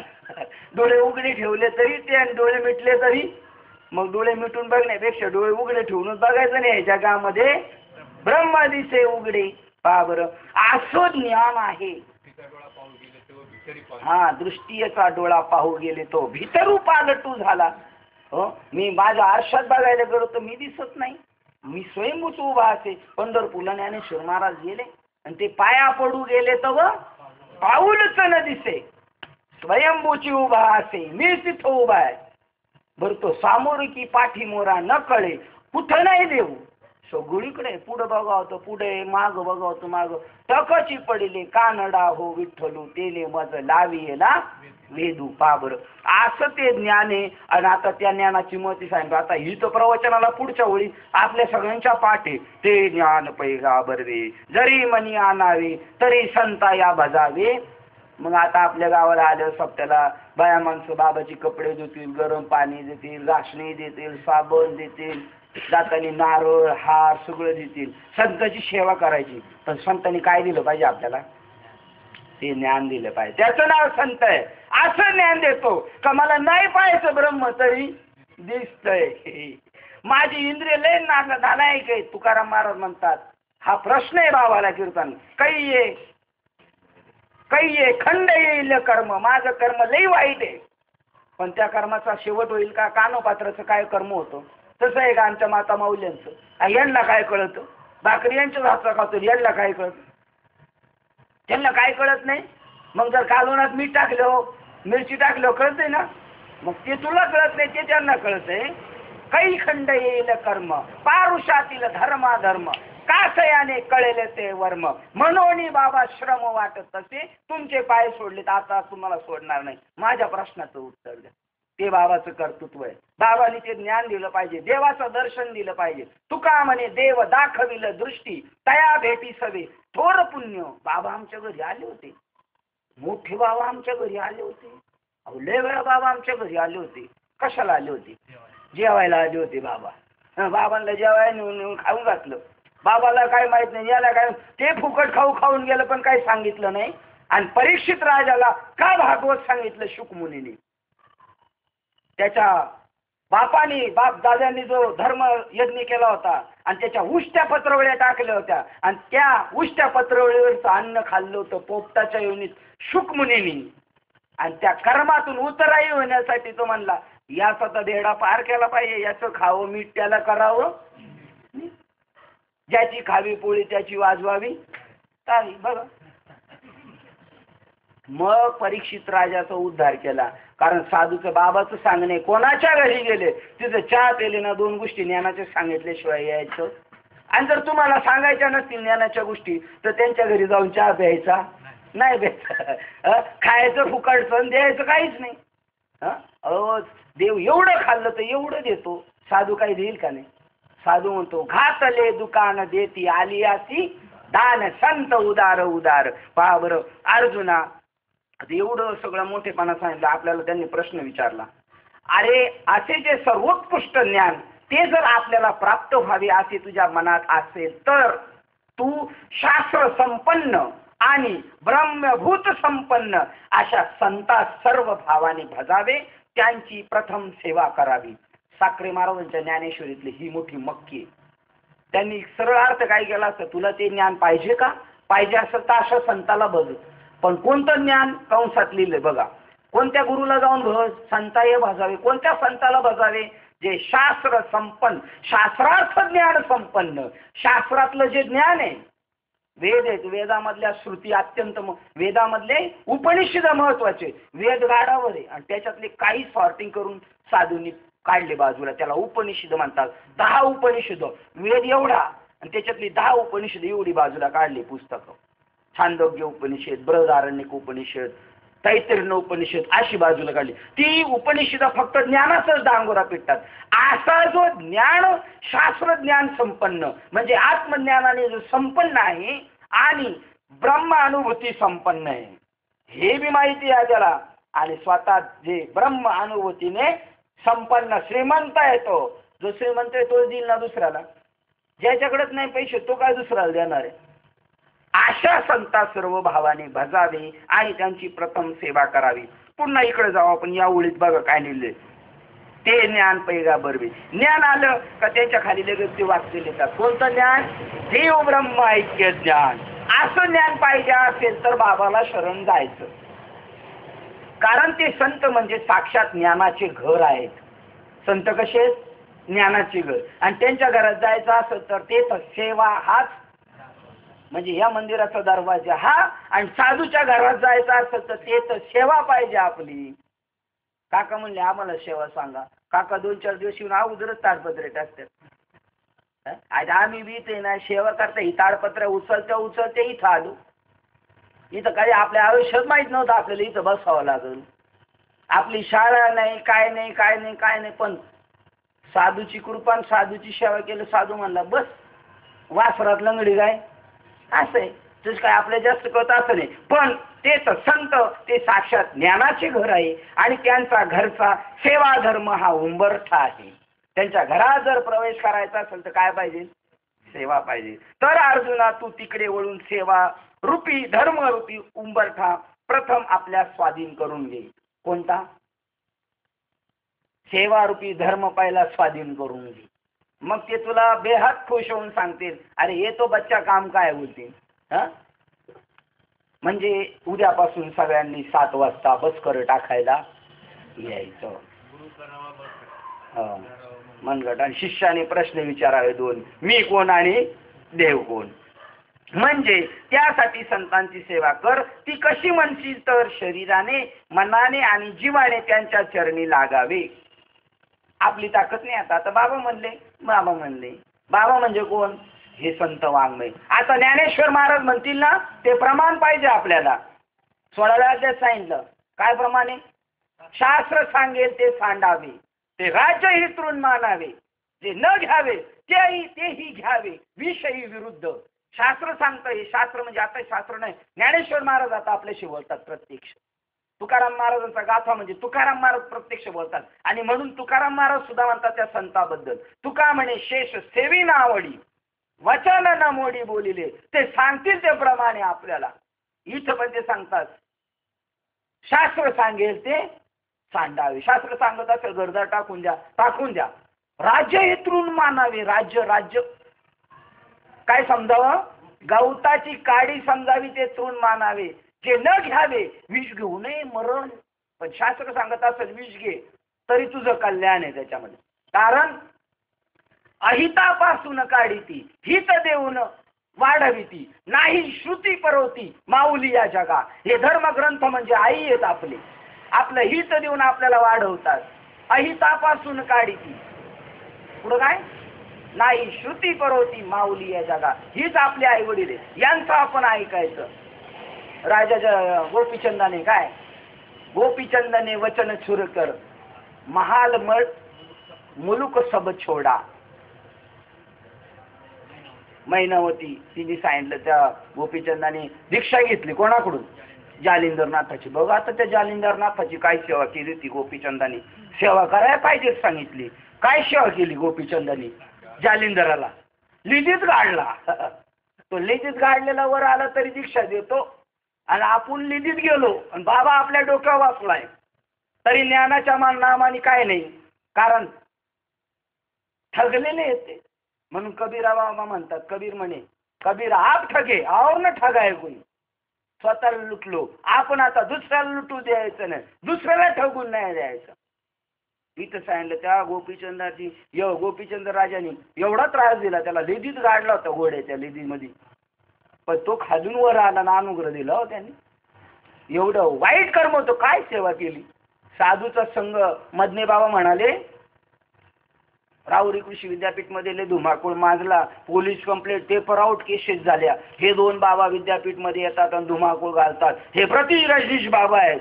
पेपर आउट झालं आणि मग कामी बी कोर्टात केस टाकली म्हणले. मग त्यांनी दुसऱ्या दिवशी त्या मासिकात त्या अंकात सांगितलं का चुकून बातमी छापली गेली, पण पोलीस स्टेशननी सांगितलं की काय चालते ते बघा आतमध्ये जाऊन, कारण वाद वाढत चालला होता. मग पोलीस स्टेशन मधले 3 पोलीसवाले माळकरी आणि मदने बाबा साथीला असायचे. कोणत्या महाराजांबरोबर साथीला असायचे? पायमोडे महाराजांबरोबर साथीला असायचे, बबन महाराज पायमोडे. मग मदने बाबा राहुरीमध्ये राहायचे. त्या 3 पोलीस माळकरी, त्यांना तिघांना आणि यांना पोलीस स्टेशननी सांगितलं जावा तुम्ही आतमध्ये. ते बाबा आले का ते आतमध्ये कडी लावून काय दीक्षा देतात आणि काय सांगतात आणि त्यांच्यात काय चालतं आतमध्ये जाऊन तुम्ही बघून या. मग आपण यांची केस बरोबर पर्दाफाश करू, कारण तिथे गेल्याशिवाय तर आपल्याला कळणार नाही जर निकाल लावायचं तर. हे गेले 3-4 जण. गेल्यानंतर बाबांना म्हणले दीक्षा घ्यायची. बाबा काय, अरे दुष्टाची बुद्धी साधूला कधी कळणार नाही, तो कोणत्या हेतून बोलतो. साधू सरळ, साधूला सगळी माणसं दिसणार, काय भोळी बाबडी आहेत, लय साधी माणसं आहेत, तशी लय चालू असतात ती. पण ती संसारच चालू परमार्थात सगळीच भोळी. त्यांना काय कळत नाही. साधूला असंच वाटतं कोणाला काय कळत नाही, आणि यांना वाटतं तर साधूला काही कळत नाही, बरं का. आणि मग ते 4 जण आज गेले बाबांकडून दीक्षा घेऊन आले. बाबा म्हणले बसा ध्यानाला. आता हे बी खोटं बसले, डोळे मी उघडून बघायचे कोणाचं काय चाललंय, कोणाचं काय चाललंय. आणि मग आतमध्ये बाहेर आले. म्हणले तसं तर काय वाईट नाही बाबा, ही लोक म्हणतात तसं काहीच नाही.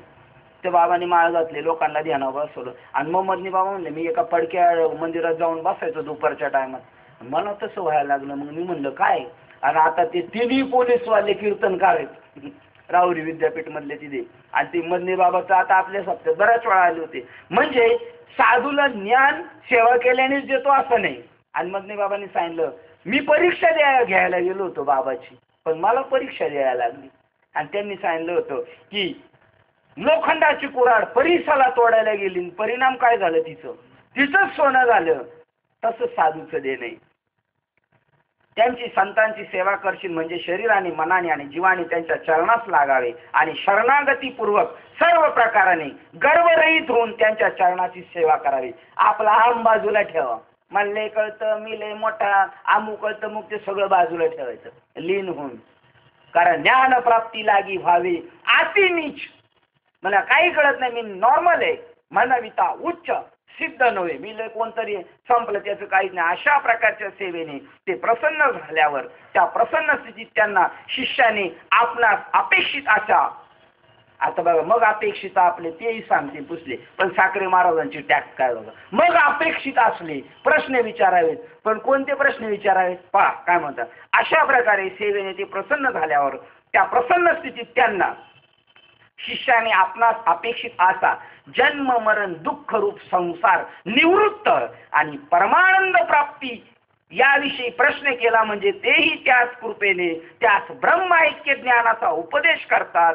त्यामुळे शिष्याचे अंतकरण ज्ञान संपन्न होऊन तो पुन्हा ते संकल्प विकल्पात्मक वृत्तीवर मुळीची येत.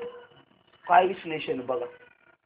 3 वर्ष आपण मामासाहेबांचे वाचले ना, आता 3 वर्ष साखरे बाबाचे काय सांगतात ते किती थोडक्यात एका ओळीचा अर्थ होता. मग अपेक्षित आपले ते सांगतील पुसले जेणे अंतकरण बोधले संकल्पाने. पण काय विचारायचं तू, 5 ओळी झाले याच्यामध्ये बघा. 1 2 3 4 5 6 7 8 ओळीचा अर्थ केलाय त्याचा. काय ते सांगतील तुला. मग तू त्यांना विचार प्रश्न परिप्रश्ने ना सेवया. मग हा प्रश्न विचारतो, श्रावण बाळाच्या आईबापाचं नाव काय, काय तुला काही घेणं देणं आहे का त्याचं. आम्ही अपेक्षित प्रश्न विचार. काय अपेक्षा, काही मी उद्धार पावेन, काही कृपा करेल नारायण, ऐसे तुम्ही सांगा. तुम्ही विडा उचललेला आहे, तुमचं कर्तव्य आहे ते तुम्ही सांगितलंच पाहिजे. आणि नसेल येत तर मग सांगा, मलाच येत नाही. करा समाधान चित्त माझे, कैये खंड येईल कर्म. माझं वाईट कर्म आहे, पण त्या कर्माचं खंडन होईल असं धर्मशास्त्र, असं ज्ञान तुम्ही सांगा. मग ते अपेक्षित असल्या जन्म मरण दुःख रूप संसार. संसार दुःख रूप आहे म्हणजे कोणता संसार दुःख रूप आहे. जन्म मरण दुःख रूप संसार निवृत्त झाला पाहिजे. कंपनीत कामाला येते म्हणतो ना, आता रिटायरमेंटला आलं का सगळी लोक 5-6 वर्ष अगोदरच सांगा सुरू. आता 2-4 वर्ष राहिले, 2-4 वर्ष राहिले म्हणजे आनंदाचे दिवस आले ना. आणि लागायच्या वेळेला किती पळापळी करत होतो, हे सर्टिफिकेट पाहिजे का, ते सर्टिफिकेट काय. आणि आता सुटायच्या वेळेला खुश आहे काय. निवृत्त आणि परमानंद प्राप्ती याविषयी प्रश्न केला म्हणजे मग तेही त्याच कृपेने ब्रह्म ऐक्य ज्ञानाचा उपदेश करतील. काला म्हणजे काय, जीव ब्रह्म ऐक्य ज्ञान त्याचा उपदेश करतील. त्यांच्या उपदेशापासून होणाऱ्या बोधानेचे ऐश्वर्य असे आहे. त्यांनी सांगितल्या नामाची पावर अशी आहे, त्या बोधाची ताकद अशी आहे, त्याचे ऐश्वर्य असे आहे की त्यामुळे शिष्याचे अंतकरण ज्ञान संपन्न होतील. तोही माणूस ज्ञानी होतो, त्याला म्हणतात आपणासारखे तात्काळ. तो ज्ञानी बाबा ज्ञानी, शिष्य बी ज्ञानीच होऊन जातो. अंतकरण ज्ञान संपन्न होऊन तो पुन्हा त्याचं मन संकल्प आणि विकल्पात्मक वृत्तीवर मुळीच येत नाही. तशी तू सेवा केलीस म्हणजे त्यांच्या उपदेशारूप प्रकाशापासून ब्रह्माप्रमाणे तू निशंक आणि निर्धास असे तुझे अंतकरण होईल.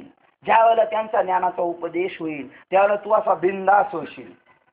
भय नाही जन्म घेता, हे की नाही. तुका म्हणे हरली चिंता. आता भय नाही, तुका म्हणे काळा आता न करू शके बळ. तुम्ही सांभाळले संती आणि भय निरसले खंती. आता भयच राहिलेलं नाही. असं अंतकरण संपन्न होशील आणि ब्रह्माप्रमाणे. ब्रह्म जसं शंकार येते, ब्रह्मदेव नाही बरं का, ब्रह्म ते अधिष्ठान आहे आपलं. आणि ब्रह्मदेव लय शंकाखोर. त्यांनी पहिला देव संशय घेतला, भगवान कृष्ण देव आहे का, आणि नेली त्याची गाय वासरं उचलून. आणि असले जे संशयी आहेत ते आपला संशय दूर करू शकत. संशयाची श्रेणी छेदिती ना. हे जे लोक आहेत इंद्र चंद्र देव ब्रह्मादी करोणी संशयाची श्रेणी छेदिती ना. बरं यांनी गप बसावं ना. आपण तर संशयाचं छेदन करू शकत नाही कारण आपण संशयात आहे. पण ते गप नाही बसती, ते उलट उलट्या कावळ्या आणि काय उलटे काय कुरघोड्या करीत राहतील. वंचना करती दुष्ट नष्ट जन. उलट वंचना करते. तर त्यांचं ऐकता त्याचं काय खरं आहे का? वंचना करती दुष्ट नष्ट जन आणि मुख्य मुख्य श्रेष्ठ वंदिता ती. खास ज्ञानी लोक श्रेष्ठ श्रेष्ठ त्यांना नमस्कार करतात आणि हे वंचना करती दुष्ट नष्ट जन यांना कामच नाही काही. त्यावेळी तू स्वतः आपणास वर्तमान ही सर्व भूते माझ्या अखंड स्वरूपाच्या ठिकाणी पाहशील. ज्यावेळेला साधूचा बोध होईल तेव्हा तू स्वतः ब्रह्मरूप होशील आणि सगळी भूत मात्र अखंड माझ्या स्वरूपाशी अखंड पाहशील. म्हणजे मेलेली पाहणार, मेली तरी तू म्हणणार ही मेली नाही. लोक म्हणतील यांच्या डोक्यावर परिणाम झाला, काका मेले, आमचे काका मेले असं जर कोण म्हणलं तर साधू म्हणत छे काका नाही मेले. काका ते काय तिकडे इकडे फिरतात, काकाचं शरीर मेले. ते म्हणतील तू येडा झाला का रे? आतापर्यंत काका कशाला म्हणत होता? शरीराला म्हणत होता ना. आता काका मेले तरी म्हणतो काका मेले नाही. काका मरत नाही, काका अमर आहे, काका चिरंजीव आहे, पण शरीर मात्र नाशिवंत देह. आणि हे पहिलंच मी ओळखलं होतं, काकाचं शरीर जाणार आहे, मग शरीराची काय काळजी करायची, पण काकाची काळजी. आता किती गोटमॅट आणि किती मिसळे साहेब, काकाची काळजी करायची काकाच्या शरीराची नाही करायची. आणि लोक इथून तिथून काका म्हणजे शरीराला समजतात. आणि हे काय भानगडे बाई, काय गोटमॅट आहे सगळं. याला म्हणतात ज्ञानबाची मेघ. आणि हा लय मोठा खिचडी काला आहे, पण तो साधूच्या दरबारात गेल्यावर त्याचा निवाडा होतो. ती भूते आपणास, मग तू स्वतः आपणास वर्तमान सर्व भूते माझ्या स्वरूपी अखंड असे आहेत असे तू पाहशील. अरे पार्था, अशा रीतीने जेव्हा श्री गुरूंची कृपा होईल तेव्हा तुझे अंतकरणात ज्ञान प्रकाशाचा उदय होईल आणि मग त्यावेळी तुझा मोहरूपी अंधकार नाहीसा होईल. अर्जुनाने लढाईला उभं राहिलं, धनुष्य का टाकून दिलं होतं? मोह झाला होता, हे काका नाना मामा यांना पुढं मारायचं. आणि हे कशामुळे म्हणत होता? अज्ञानामुळे म्हणत होता हे माझे माझे. आणि म्हणून ज्ञानेश्वर महाराज म्हणले कौनाचे माय बाप, कौनाचे दोन. तू अज्ञानामुळे प्रश्न केला, तू विचार कर कौनाचे कोणाचे येते? तू म्हणतो माझे माझे. साधू खोटं बोलत, साधू म्हणतो ते तुमचे नाहीत आईबाप. तर बरं आहे का कुठं न म्हणून आईबाप आपले नाही म्हणलं, आईबाप आपले नाही. आपले आईबाप जे ते आपण आईबाप ओळखले नाही. कृष्ण माझी आणि कृष्ण त्याला नाही ओळखलं, नको त्याला आईबाप म्हणतो. आणि मग एवढा मोठा घोटाळा झाले. आणि ती जवळच आहे, जवळच आहे परी भेटे नागे माय. मोरूपी अंधकार नाहीसा होईल. तू किती पापाचे आगर असू द्या, किती मोठा पापी असू द्या, तरी सुद्धा काळजी करायची. कारण अग्नी थोडा आहे आणि पाप गवताची लय मोठी, पण ती राख करून टाकेल. तृण अग्नी मिळे समरस झाले. तू किती पापाची आगर, भ्रांतीचा सागर, किती भ्रांती असू दे. सागराचं पहिलं तीर कोणाला दिसतंय का इथं बघून? एवढी व्यापक जरी भ्रांती असली, पापाचं आगर असलं, अथवा भ्रमाचा पर्वत जरी असला, हिमालय एवढा जरी तुला भ्रम डोक्यात असला, तरी ज्ञानाच्या शक्तीच्या मानाने ही सर्व अगदी किरकोळ तुच्छ आहेत. ज्ञानाची पावर एवढी, हे सगळं मोठाली पाप असली तरी हे लय छोटे आहे, पण किरकोळ आहे याच्या पुढे सगळे. असे ह्या ज्ञानाच्या अंगी उत्तम सामर्थ्य आहे. असे पहा की विश्व भाषा एवढा मोठा भ्रम पसारा की जो त्या अव्यक्त निराकार परमात्म्याचा कवडसा म्हणजे पडछाया आहे, तो देखील याच्या ज्ञानरूपी प्रकाशाला पुरत नाही. काय वाक्य आहे बघा, ही कैक वेळा वाचून माझ्या डोक्यात येणं बघा. विश्व भाषा एवढा भ्रमाचा पसारा. हे विश्व आहे का ब्रह्म आहे? हे जग आहे का ब्रह्म आहे? ब्रह्म आहे, पण आपल्याला काय दिसतंय? एवढा मोठा भास, विश्वाभास. पण जर का ज्ञानाची ठिणगी पडली तर एवढा विश्वाभास लगेच मावळून जाईल आणि काय दिसल? ब्रह्म दिसल. एवढा विश्वभाषा, एवढा भ्रमाचा पसारा त्या अव्यक्त निराकार परमात्म्याचा कडवसा छाया देखील आहे, तो देखील त्याच्या ज्ञानरूपी प्रकाशाला पुरत नाही. आणि अंतकरणात ब्रह्म ऐक्य ज्ञानाचा उदय होतात तेथेही विश्व सत्यत्व भ्रांती मुळीच राहत नाही. एकदा का असा ज्ञानाचा उदय झाला का विश्व सत्य आहे ही भ्रांती राहणार नाही. आता आपण म्हणतोय जग खरं आहे का खोटे? जग खरं आहे का खोटे? आणि इथलं सांगू नका, तुमचा अनुभव काय आहे ते सांगा. आता आपण ऐकलंय म्हणून लगेच पटकन म्हणू जग खोटं आहे. जग खरं आहे का खोटे आहे? पोखर का बाबा खोटे? अरे दिसतं खरं ना. अरे खऱ्याचा एवढा मोठा, खोट्याचा एवढा मोठा बोलबाला आहे. खऱ्याचा कशाचा चुकीचं बोललं का मी? खोट्याचा लय बोलबाला आहे. आणि खरं मात्र विश्व जे दिसतंय ते विश्व आहेच नाही. काय वाक्य बघा, विश्व सत्यत्व भ्रांती मुळीच राहत नाही, हे विश्व नाहीच आहे. तुकाराम महाराजांचा अभंग आहे बघा. शब्बास. ऐसा ज्याचा अनुभव विश्वच देव सत्यत्वाने, 101% विश्वच काय आहे, देव. असा ज्याचा अनुभव आहे देव तया जवळी. मग या ज्ञानाने विश्व सत्यत्व भ्रांती म्हणजे विश्व सत्य दिसतंय, ही जी तुला भ्रांती आलेली ती मुळीच राहणार. ही तुकोबारावर परिणाम झाला. आणि तुकाराम महाराज म्हणले, लोक म्हणले आता तुला विश्व दिसत नाही, आम्हाला नाही दिसत विश्व, तुका आंधळा झाला का? हा मी आंधळा झालो. तुकाराम महाराज म्हणले, आता मी सहज आंधळा झालो, सहज मी आंधळा गा निज निराकार पंथी. आता माझी सद्गुरू बाबाजी चैतन्याच्या दृष्टीने उपदेशाने वृत्ती ही निवृत्ती झाली, जन न दिसे तेथे. आता जग नाही दिसत, मग काय धडका मारीत जाता का काय घरी जाताना? जग दिसतं पण आता जग नाही दिसत. त्याच्यावर ज्याच्यावर जग दिसत होतं ती मुख्य कल्पना जी आहे ती मला दिसली. ते अधिष्ठान ब्रह्म दिसलं, आणि ब्रह्मावर काय दिसत होतं? जग दिसत होतं. म्हणजे रश्मी काय दिसत होता? साप. पण निवारा झाला, साप नाही, काय आहे? रश्मी आहे. जननदेचे मी माझे हरपले ठाई जे फिच्या तेथे, अदृश्य तेच झाले काही दृश्य जे होते. पहिलं जे दृश्य दिसत होतं ते आता काय झालं? अदृश्य झालं. आणि आता मी निवांत झालो, सुखे मी निजलो गा शून्य सारून तिथे. बाबर केवढा मोठा परिणाम आहे. मग विश्वभ्रांती मुळीच राहत नाही. त्या ज्ञानापुढे मनातील मल विक्षक आवरणाधिक मलाची काय कथा. हे तर लय भारी आहेत लोक म्हणतात. मल विक्षक आवरण हा मळ आहे, चित्त विक्षेपित आहे. कधी इकडं जातं तिकडं. चित्त विक्षेपित कोण करतं? चित्ताला चंचलत्व कोणी आणलेलं आहे? वायूने आणलेले. वायू मनाची गती आहे, मनाचा स्वभाव वायूमुळे झालेला आहे. मन वायू कसा चंचल आहे तसं चित्त चंचल झालं, मन झालं. ते किती टिकणार आहे याच्या पुढे, ह्या ज्ञानापुढे यांचं काय चालणार आहे? मल विक्षेप आवरण मलाची काय कथा. वास्तविक असे बोलणे हेच अति अनुचित, कारण या जगात ज्ञानाच्या तोडीची समर्थ अविद्या दोष निवृत्त करणारी अशी दुसरी वस्तूच नाहीये. अज्ञानाचा नाश करणार ज्ञानाशिवाय जगात दुसरी वस्तूच नाही. जोपर्यंत ज्ञान होत नाही तोपर्यंत मात्र अज्ञान जात नाही. अज्ञान जात नाही तोपर्यंत जीव ब्रह्म ऐक्य होत नाही आणि मोक्ष होत नाही. मग आता सांगा, जी लोक जेवढे मोठमोठे आचार्य पदावरचे लोक म्हणतात देव राहिला नाही, देव भेट नाही, एवढं का सोपं आहे? हे अज्ञानातले बोलेत का ज्ञानातले बोलेत? आणि अज्ञानी लोक जर आपल्याला शिकवा असले आपण लय शहाणे होणार आहे. गुरुजीचा अंगठे बहादूर काय निकाल लागणार आहे? कोण? गुरुजीचा अंगठे बहादूर. या ज्ञानाबद्दल गुरुजीलाच ठेंगा माहिती आहे काय? दुसरं काय आहेच नाही. रामकृष्ण हरी सोडून दुसरं काहीच नाही. मग दुसरं काही नाही तर हे काय आलं दुसरं? मग हे जे दुसरं आहे हे दुसरं हेच पहिलं आहे. काय वाक्य बघा, काय गणमत आहे नुसती. दुसरं हेच पहिलं आहे आणि पहिलंच दुसरं आहे. आणि दुसरं जे आहे ना तेच पहिलं आहे. म्हणजे ज्ञान पहिलं आहे आणि रामकृष्ण हरी दुसरे आहेत बरं का.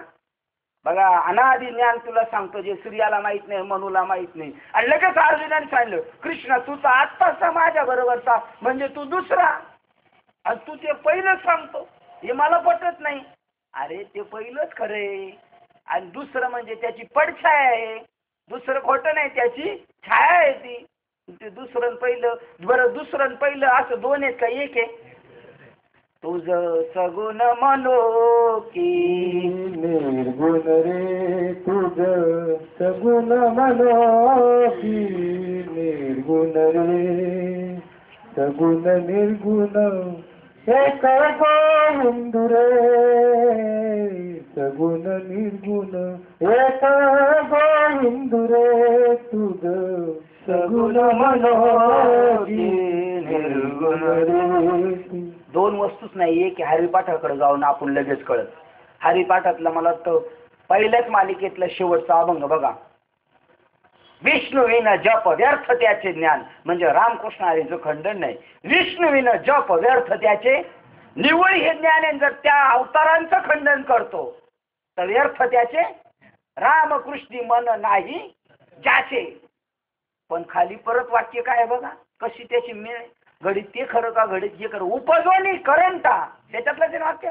नेने अद्वैत वाटा राम कृष्ण पैठा कैसानी होय. त्याचं तिसरं चरण काय? द्वैताची धाडणी गुरुविन ज्ञान. ह्या ज्ञानाबद्दल तया कैसे कीर्तन घडेल नामी. आणि रामकृष्ण हरीचा जर निषेध करत असेल तर विष्णुविन जप व्यर्थ त्याचे रामकृष्णी मन. म्हणजे एकच आहे, पहिलं दुसरं दुसरं पहिलं दोन्ही मिळून काय एक आहे. ज्ञान देव म्हणे सगुण हे ध्यान नाम पाठ मौन प्रपंचाचे. चित्त वास्तविक अनुचित आहे, कारण या ज्ञानाच्या तोडीची समर्थ म्हणजे अविद्याधिक दोष निवृत्त करणारे अज्ञान घालवण्यासाठी ज्ञानाशिवाय दुसरा पर्यायच नाही, अशी दुसरी वस्तूच नाही. अरे त्रैलोक्य पेटल्यावर पसरलेल्या त्याच्या राखेला आकाशात पार उडून नेणारी जी प्रलय काळाची वावटळ, तिला ढग नाही तसे करणे अवघड आहे का? प्रलय काळ कळता असा वारा सुटल्यावर सोसाटाचा, तर त्याला ढग पळवायला काय अवघड आहे? म्हणजे मलविक्षेप आवरण म्हणजे काय? लय शुल्लक. जर ज्ञान असलं तर त्याच्या पुढे हे काय टिकणार आहे? लय शुल्लक त्याच्या पुढे. किंवा वाऱ्याच्या साह्याने भडकलेला प्रलय अग्नी की जो पाणीही जाळून टाकतो, तो प्रलय काळाचा अग्नी गवत आणि काष्ट यांना दबून विझेल का? म्हणजे मलविक्षेप आवरण पेटलेला अग्नी प्रलय काळाचा. ज्ञान म्हणजे पेटलेला प्रलय काळाचा अग्नी. आणि मलविक्षेपाधिक आवरण किंवा विश्वभाषा एवढा जो पसारा, तो गवत आणि काष्ट आहे, त्याच्या पुढे काय टिकणार आहे? क्षणात त्याला आपल्यासारखं करून टाकील. असो ह्या उपयुक्त गोष्टींची कधीही घडून न येणाऱ्या ह्या उपयुक्त गोष्टी कधीही घडून येणाऱ्या नाहीत, त्या आणि त्या संबंधीचा विचार करणे असंगत दिसते. म्हणून ज्ञानाविषयी पुन्हा पुन्हा जो विचार करावा तो त्या ज्ञानाच्या योग्यतेची पवित्र वस्तू दुसरी कोणतीच दिसत नाही. आणि ज्याप्रमाणे चैतन्य दुसरे नाही, पहिलेच आहे, दुसरे नाही, ते एकम द्वितीय आहे. ते दोन्ही मिळून काय आहे? एकच आहे. एकम द्वितीय दोन्ही मिळून ते एकच आहे. त्याप्रमाणे ह्या लोकी ज्ञान हीच एक उत्तम वस्तू असून त्याच्या बरोबरीची दुसरी वस्तू कोठेहीच नाही. आणि म्हणून आपल्याला ज्ञान घ्यायचं. आपलं परमभाग्य श्रीपाद बाबाच्या कृपेने आपल्याला ते ज्ञान भेटलं. नाही तर दुर्दैव या जगामध्ये शोधून शोधून लोक थकले आणि निश्चय केला असं काय आहेच नाही. जर या सूर्याच्या कसोटीला लावून पाहता त्याच्या प्रतिबिंबाचे ते तेजस्वी असल्याचे दिसेल, किंवा आकाशाला आपल्या दोन्ही हाताने कवळू गेले असता कवटाळता येईल. काय उदाहरण दिलं? आकाशाला कवटाळता येईल? नाही. सूर्याच्या तेजाला दुसरं तेजाने बघता येईल का? नाही. त्याप्रमाणे ज्ञानासारखे दुसरी वस्तूच नाही. तिच्या बरोबर किंवा पृथ्वीचे वजन करण्यासाठी काट्यात घालाव्या तिच्या बरोबरची दुसरी वजनदार वस्तू जर सापडेल तरच अर्जुना ज्ञानाला उपमा देता येईल. म्हणून पुष्कळ प्रकाराने पाहिले असता व वरवर विचारपूर्वक निर्णय केला असता ह्या ज्ञानाची पवित्रता ही फक्त एक ज्ञानाच्याच ठिकाणी आहे असे दिसते. ज्ञान कोणासारखं आहे? तिच्या सारखंच आहे. ज्ञानासारखं दुसरी उपमा द्यायला वस्तूच नाहीये. तुका म्हणे उपमा काय द्यायचं? नामा म्हणे उपमा काय द्यावी? नामा म्हणे उपमा काय द्यावी? अमृताची चव कशासारखी आहे? हे विचारपूर्वक निवडून गेले असता ती अमृतासारखीच आहे असे जसे म्हणावे लागते, तशी ज्ञानाला ज्ञानाचीच उपमा द्यावी लागते. आता ह्यापेक्षा ज्ञानाविषयी जास्त वाटाघाट करणे म्हणजे फक्त केवळ व्यर्थ घालवणे, वेळ व्यर्थ घालवणे. म्हणून कबीर महाराज म्हणतात, वेळ फुकट घालू कल करे सो आज करे सो आज भी निकल जाएगा श्वास. अरे हे ज्ञान घ्या जीवनात. अरे काय निकल जाएगा श्वास, त्याची सुरुवात काय? निकल जाएगा श्वास तो कब करेगा, हे तर झालं. ओम सोम की लुटे लुटना है तो लूट ले. अरे जीवन का अंत आ गया है, प्राण जाएगा छूट के. हा जर प्राण गेला तर कधी घेणार? जोपर्यंत आहे तोपर्यंत घ्यावं माणसाने प्राप्त करून. तेव्हा अर्जुन म्हणाला, देवा आपण बोलत आहात तेच खरी आहे, पण तेच ज्ञान कसे प्राप्त करून घ्यावे असे जो अर्जुन विचारणार तोच त्याचे मनोगत देवानी जाणले. आणि मग देव म्हणाले, हे अर्जुना, ज्ञान प्राप्तीचा जो उपाय तो मी तुला स्वतः सांगणारच आहे, त्या गोष्टीकडे लक्ष दे.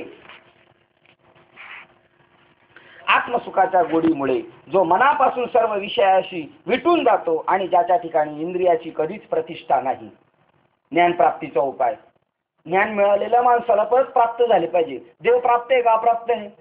प्राप्तच आहे. पण त्या प्राप्ताची प्राप्ती करायची. तसं ज्ञान प्राप्त आहे का अप्राप्त आहे? 14व्या अध्यायात सांगितलं परब्रह्म ज्ञान.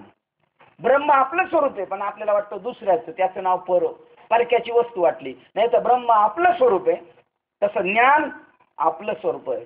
आणि त्या ज्ञान आपलं स्वरूप हरवल्यामुळं आपला आपण विसर गा धनंजया तया नावा अज्ञान गान. अज्ञान कशाला म्हणतात? आपलंच आपल्याला विसर पडणे या नाव अज्ञान गान. असं ज्ञान जे आत्मसुखाच्या गोडीमुळे जो मनापासून सर्व विषयापासून विटून जातो, ही पारमार्थिक माणसाची योग्यता सांगली. ज्याला ज्ञान यथार्थ कळेल, मिळू नये पण कळालं पाहिजे. आत्मसुखाच्या गोडीमुळे मन पार सर्व विषयापासून विटून गेले. आपले विषय संपले का? आणि विषय म्हणजे वाईट नाही, ही जे उद्योग आहेत आपले, जे रिकामे उद्योग, त्याच्यापासून मन विटलं पाहिजे. ज्याचं मन विटलं त्या विटेवर परमात्मा येऊन उभा राहतो. त्याला विट आला पाहिजे, संसाराचा विटून जातो. आणि ज्याच्या ठिकाणी इंद्रियाची प्रतिष्ठा कधीच नाही, मला असंच पाहिजे, मला तसंच पाहिजे, मी होय मी ते होय, प्रतिष्ठा संपली. इंद्रियांची प्रतिष्ठा, खोटी प्रतिष्ठा कशाला पाहिजे? इंद्रिय खरी येतोय आणि त्याचे चोचले पुरवत राहायचे. तो आपली इच्छा आपल्या मनालाही कळू देत नाही. आपल्याला काय पाहिजे? आपल्या मनालाही नाही कळालं पाहिजे. जो प्राचीन कर्मसंस्काराने उत्पन्न होणारे प्रकृती कार्य कर्मे, त्याचे कर्तृत्व आपल्याकडे बळेच घेत नाही. आता जे आपण भोगतोय ना कर्म, हे आपलं प्राचीन कर्म आहे. त्याचं नाव प्रारब्ध आहे. प्राचीन कर्म ते करतोय मी, पण त्याचं माझ्याकडे कर्तृत्व बळच तो घेत नाही. आता करायचं म्हणून करायचं, व्हायचं मोकळे याच्यातून. एकदा का झालं, अरुण महाराज म्हणतात, एकदा का 7 वाजले का असं वाटतं उतरवा, किती होऊ त्या दंड, नाही तर नाही होऊ. गेलो होतो ना, मग तिकडे जाऊन भले गप्पा मारीत बसू लोकांशी, पण घरातून गेल्यासारखा दिसला म्हणजे प्रश्न मिटला. ती प्रकृती कार्यक्रमे त्याचे कर्तृत्व आपल्याकडे तो बळेच घेत नाही. आणि जो ज्ञानप्राप्तीमुळे आणि श्री गुरु व त्यांनी उपदेशलेल्या उपदेशावरील आढळ श्रद्धेने सुखी झालेला असतो. आपण येऊन जाऊन त्या ज्ञानावर आरूढ राहिलो पाहिजे. मी ब्रह्म आहे, मी प्रकृती नाही आहे, मी शरीर नाही, मी मन नाही, मी बुद्धी नाही, मी ब्रह्म आहे, या बोधावर नेहमी तो आरूढ राहिलेला असतो. त्याच पुरुषास या ज्ञानात ओतप्रोत शांती लाभलेली असते. ज्ञान मिळू नये पण जर असा नसेल तर मग मात्र त्याला ती शांती मिळणार नाही. त्याच पुरुषास ज्या ज्ञानात ओतप्रोत शांती भरलेली असेल, असे ज्ञानच शोधित येऊन निश्चयाने प्राप्त होते. ज्ञान आपल्याला शोधित येईल. त्या ज्ञानाचे फल कसे आहे पहा. ते ज्ञान अंतःकरणात स्थिर झाले म्हणजे मग शांतीचा अंकुर फुटतो आणि पुढे आत्मबोधाचा विस्तार होतो. मग तो जिकडे पाहिल तिकडे त्याला शांती दिसते आणि आपल्याला माणसं दिसतात. आपल्याला सगळी तो माणूस काय, माणसं काय चांगले नाही, जग आता काही चांगलं राहिलं नाही. जग आहे होय, जग आहेच नाही तर ते ज्याचं नाही त्याच्यावर चर्चा चालू आहे. आता जग काही चांगलं राहिलेलं नाही. अरे जग आहेच नाही, हा परमार्थिक माणसाचा सिद्धांत आहे. जग आहेच नाही. जग जोगी जग जोगी जाग जाग बोलती. पुढं काय? जागता जगच कोण आहे? मग आता जग देव, मग आता देव असा राहिला नाही, देव असा करतो तसा करतो, तो बोल जागता जगच देव आहे. जग शिल्लकच नाही राहिलेलं त्याला. मग तो जिकडे पाहिल तिकडे त्याला शांतीच दिसते. आणि त्या शांतीच्या ठिकाणी खरोखर विचारदृष्ट्या पाहू गेले असता त्या अवस्थेत तो आपपरभाव मुळीच जाणत नाही. त्याला आपलं परक नाही. कसं असले ते सगळे सारखेच आहेत, त्याला कोणच नाही. त्याला अशा रीतीने उत्तर उत्तर वाढत जाणाऱ्या ज्ञानबीजाचा विस्तार सांगू लागले असता तो अपार आहे, पण तो आता राहू दे. हे पहा, ज्या मनुष्याच्या ठिकाणी ह्या ज्ञानाची आवड नाही त्याच्या जगण्यास काय म्हणावे. किती मोठी चपराक मारली. ज्ञानच माहीत नाही त्याला, त्याचं जगणं व्यर्थ आहे. ज्ञानेश्वर महाराज म्हणतात आता उत्तर उत्तर एवढी ज्ञानाची पावर सांगितली आणि ते ज्ञान आपल्याला मिळावं असं वाटू नये माणसाला. रवींद्र महाराज इंगळे आपले राहुरी कृषी विद्यापीठमध्ये मोठे साहेब आहेत. आणि ते म्हणले माझ्यापेक्षा वरचे साहेब सगळे आले. माझं नाव होतं हँडवेलमध्ये, कारण स्टाफमध्ये माझं प्रवचन म्हणून. आणि सगळे आले म्हणल्यानंतर मी म्हणलं आता काय बोलावं साहेबांच्या पुढं.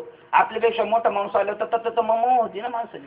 पण आपल्यापेक्षा मोठा आहे कोण आणि आपल्यापेक्षा छोटा आहे कोण? कारण आपण सगळे काय उंच नीच काही नेने भगवंत. त्याच्या दृष्टीने छोटा नाही मोठा नाही, ते कशाला घाबरत. तर ते म्हणले साहेब आले. पण मग मी बेडरपानाने सांगितलं ऐक ज्या प्राणी याच्या ठाई. साहेब जरी असले तरी या ज्ञानाची आवडच नाही. त्याचे जे आले म्हणून काय वरी मरणच सांग गेलेला बरा, कशाला जगतो तू.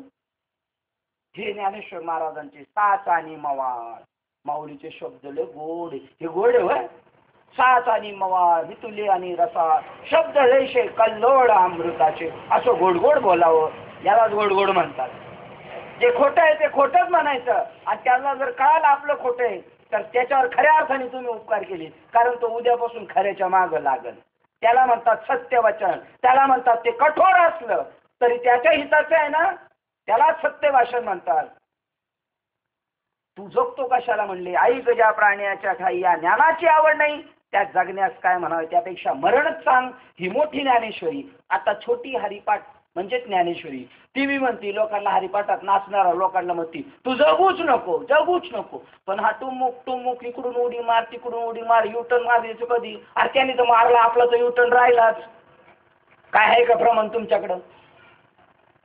ज्ञानदेवा जिने नामे विना व्यर्थ, ज्याच्याकडं असं नाम नाही ज्याच्या योगाने ब्रह्माची भेट होईल, त्याचं जगणं कसं आहे? ज्ञानदेवाजीने नामे विना व्यर्थ. पुढं काय? रामकृष्ण पंथ क्रमी याला. रामकृष्ण जसे गुरुला शोधून गेले, राम वशिष्ठाला गेले, कृष्ण सांदीपनीला गेले, तसं जाऊन हे ज्ञान नाम मिळवून घ्यायचं, नाही तर जगणं त्याचं व्यर्थ आहे. पहा, ज्या मनुष्याच्या ठिकाणी या ज्ञानाची आवड नाही त्याच्या जगण्यास काय म्हणावे, त्यापेक्षा त्याचे मरणच चांगले. एखादे ओसाड घर, त्या माणसाला काय म्हणतात? त्याचं जगणं म्हणजे एखादं ओसाड घर किंवा प्राणा वाचून जशी शरीर म्हणजे मड. त्याचं ज्ञान नाही म्हणजे त्याला प्राण नाही, प्राण नाही म्हणजे तो काय आता काढायचा, त्याला काढायचा बाहेर, आता तटकीव बांधायचं आणि घेऊन जायचं. हा, आणि ज्याच्याकडे ज्ञान नाही त्याला तटकीवच बांधून जावं लागणार.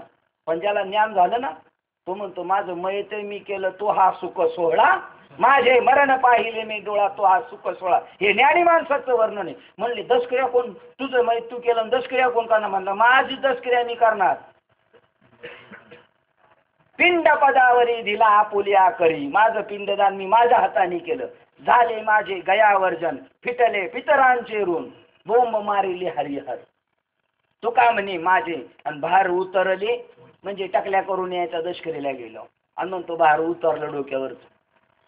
जेवढे जन्म मरणाचं जे भार होतं ते सुटलं. एखादे ओसाड घर किंवा प्राणा वाचून जसे शरीर, त्याप्रमाणे ज्ञानहीन मनुष्याचे जीवित मोह आणि अविवेक युक्त आहे. ज्याच्याकडे ज्ञान नाही तो मोहाच्या पाशात आहे, त्याचा मोह आयुष्यात जाणार नाही जर ज्ञान नसेल तर. आणि अविवेकी येतो, विवेकी नाही. अथवा खरे ज्ञान प्राप्त झालेले नाही तरी पण ते प्राप्त व्हावे अशी केवळ इच्छा जरी एखाद्याने बाळगली तरी त्याला ज्ञान प्राप्तीचा काही संभव आहे हो. नसेल प्राप्त जाऊ द्या, पण त्याला असं वाटावं ना आपल्याला भेटावं तरी, तो ठीक आहे. पण तो म्हणतो आम्हाला नको बाबा तुमचं काहीच नको, काय म्हणवता? ज्ञान प्राप्तीचा काहीसा संभव आहे, या विना ज्ञान असण्याविषयीची गोष्ट कशाला, ती तर राहोच. परंतु ते ज्ञान प्राप्त व्हावे अशी जरी नुसती कळवळ किंवा तीव्र इच्छा मनात बाळगीत नाही, तो संशयरूपीत अग्नीत पडला असे समजा. इथं आपण थांबूया, आपली वेळ झालेली. ज्याच्याकडे ज्ञान नाही तो संशयरूपी अग्नीत पडलेला आहे. आणि जगामध्ये असे या ज्ञानेश्वरीवर बऱ्याच लोकांचे संशय आहेत. ज्ञानेश्वरी वाचणाराचे ज्ञानेश्वरीवर संशय आहेत, पारायण करणाऱ्या माणसाचे ज्ञानेश्वरीवर संशय. या ज्ञानावर संशय करतो म्हणजे कशावर संशय घेतो? आणि म्हणून नाथ महाराजांना म्हणावं लागलं, एका जनार्दनी संशय सांडोनी दृढ धरी म्हणी ज्ञानेश्वरी. पा, कारण अमृत आवडत नाही अशी अरुची जेव्हा होईल तेव्हा सहजच स्वभावातच उत्पन्न होते, अरुची होते, तेव्हा त्या मनुष्याचे मरण ओढवले असे निश्चित समजावे. अमृत आवडत नाही, अमृत नकोच म्हणतो, या अर्थी समजायचं याचं मरण जवळ. आणि अमृत म्हणजे नामामृत, हरी नामामृत सेवी सावकाश. परमार्थात घाई करायची, हळूहळू लगेच वाजवायला येईल, लगेच सांगायला येईल असं, पण आल्याशिवाय राहणार नाही, हळूहळू. पण तुम्हाला सांगू का, नवीन नवरी आहे ना ती दांडलच लय करते. आमच्या बहिणीकडे आम्ही गेलो नवीन लग्न आलं, ती नुसती अशी दणक नाचत यायची, कळलं की तिकडं सांडलंच काहीतरी इकडं, म्हणजे ते अर्ध स्वतःच घाबरतं आणि दणक हळूहळू. पण सासू किती बेतानी चाललं, ते सासूचा आवाज नाही येत, कारण सासू आता काय झालेली तर मालकीन झाली, पण ही अजून त्या घराशी काय झाली नाही, मॅच झाली नाही. तसा जोपर्यंत परमार्थ अशी मॅच नाही होत तोवर ती धावपळ करतं, दाडा कुठं तरी आपटाचं पडाचं चाललं परत तसंच आहे. म्हणून संशय उत्पन्न झाला नाही पाहिजे. असो, आपली वेळ झालेली या ज्ञानेश्वरीवर कैक लोकांची संशय आहेत. आणि म्हणून ज्ञानेश्वर महाराजांना या ज्ञानेश्वरी ते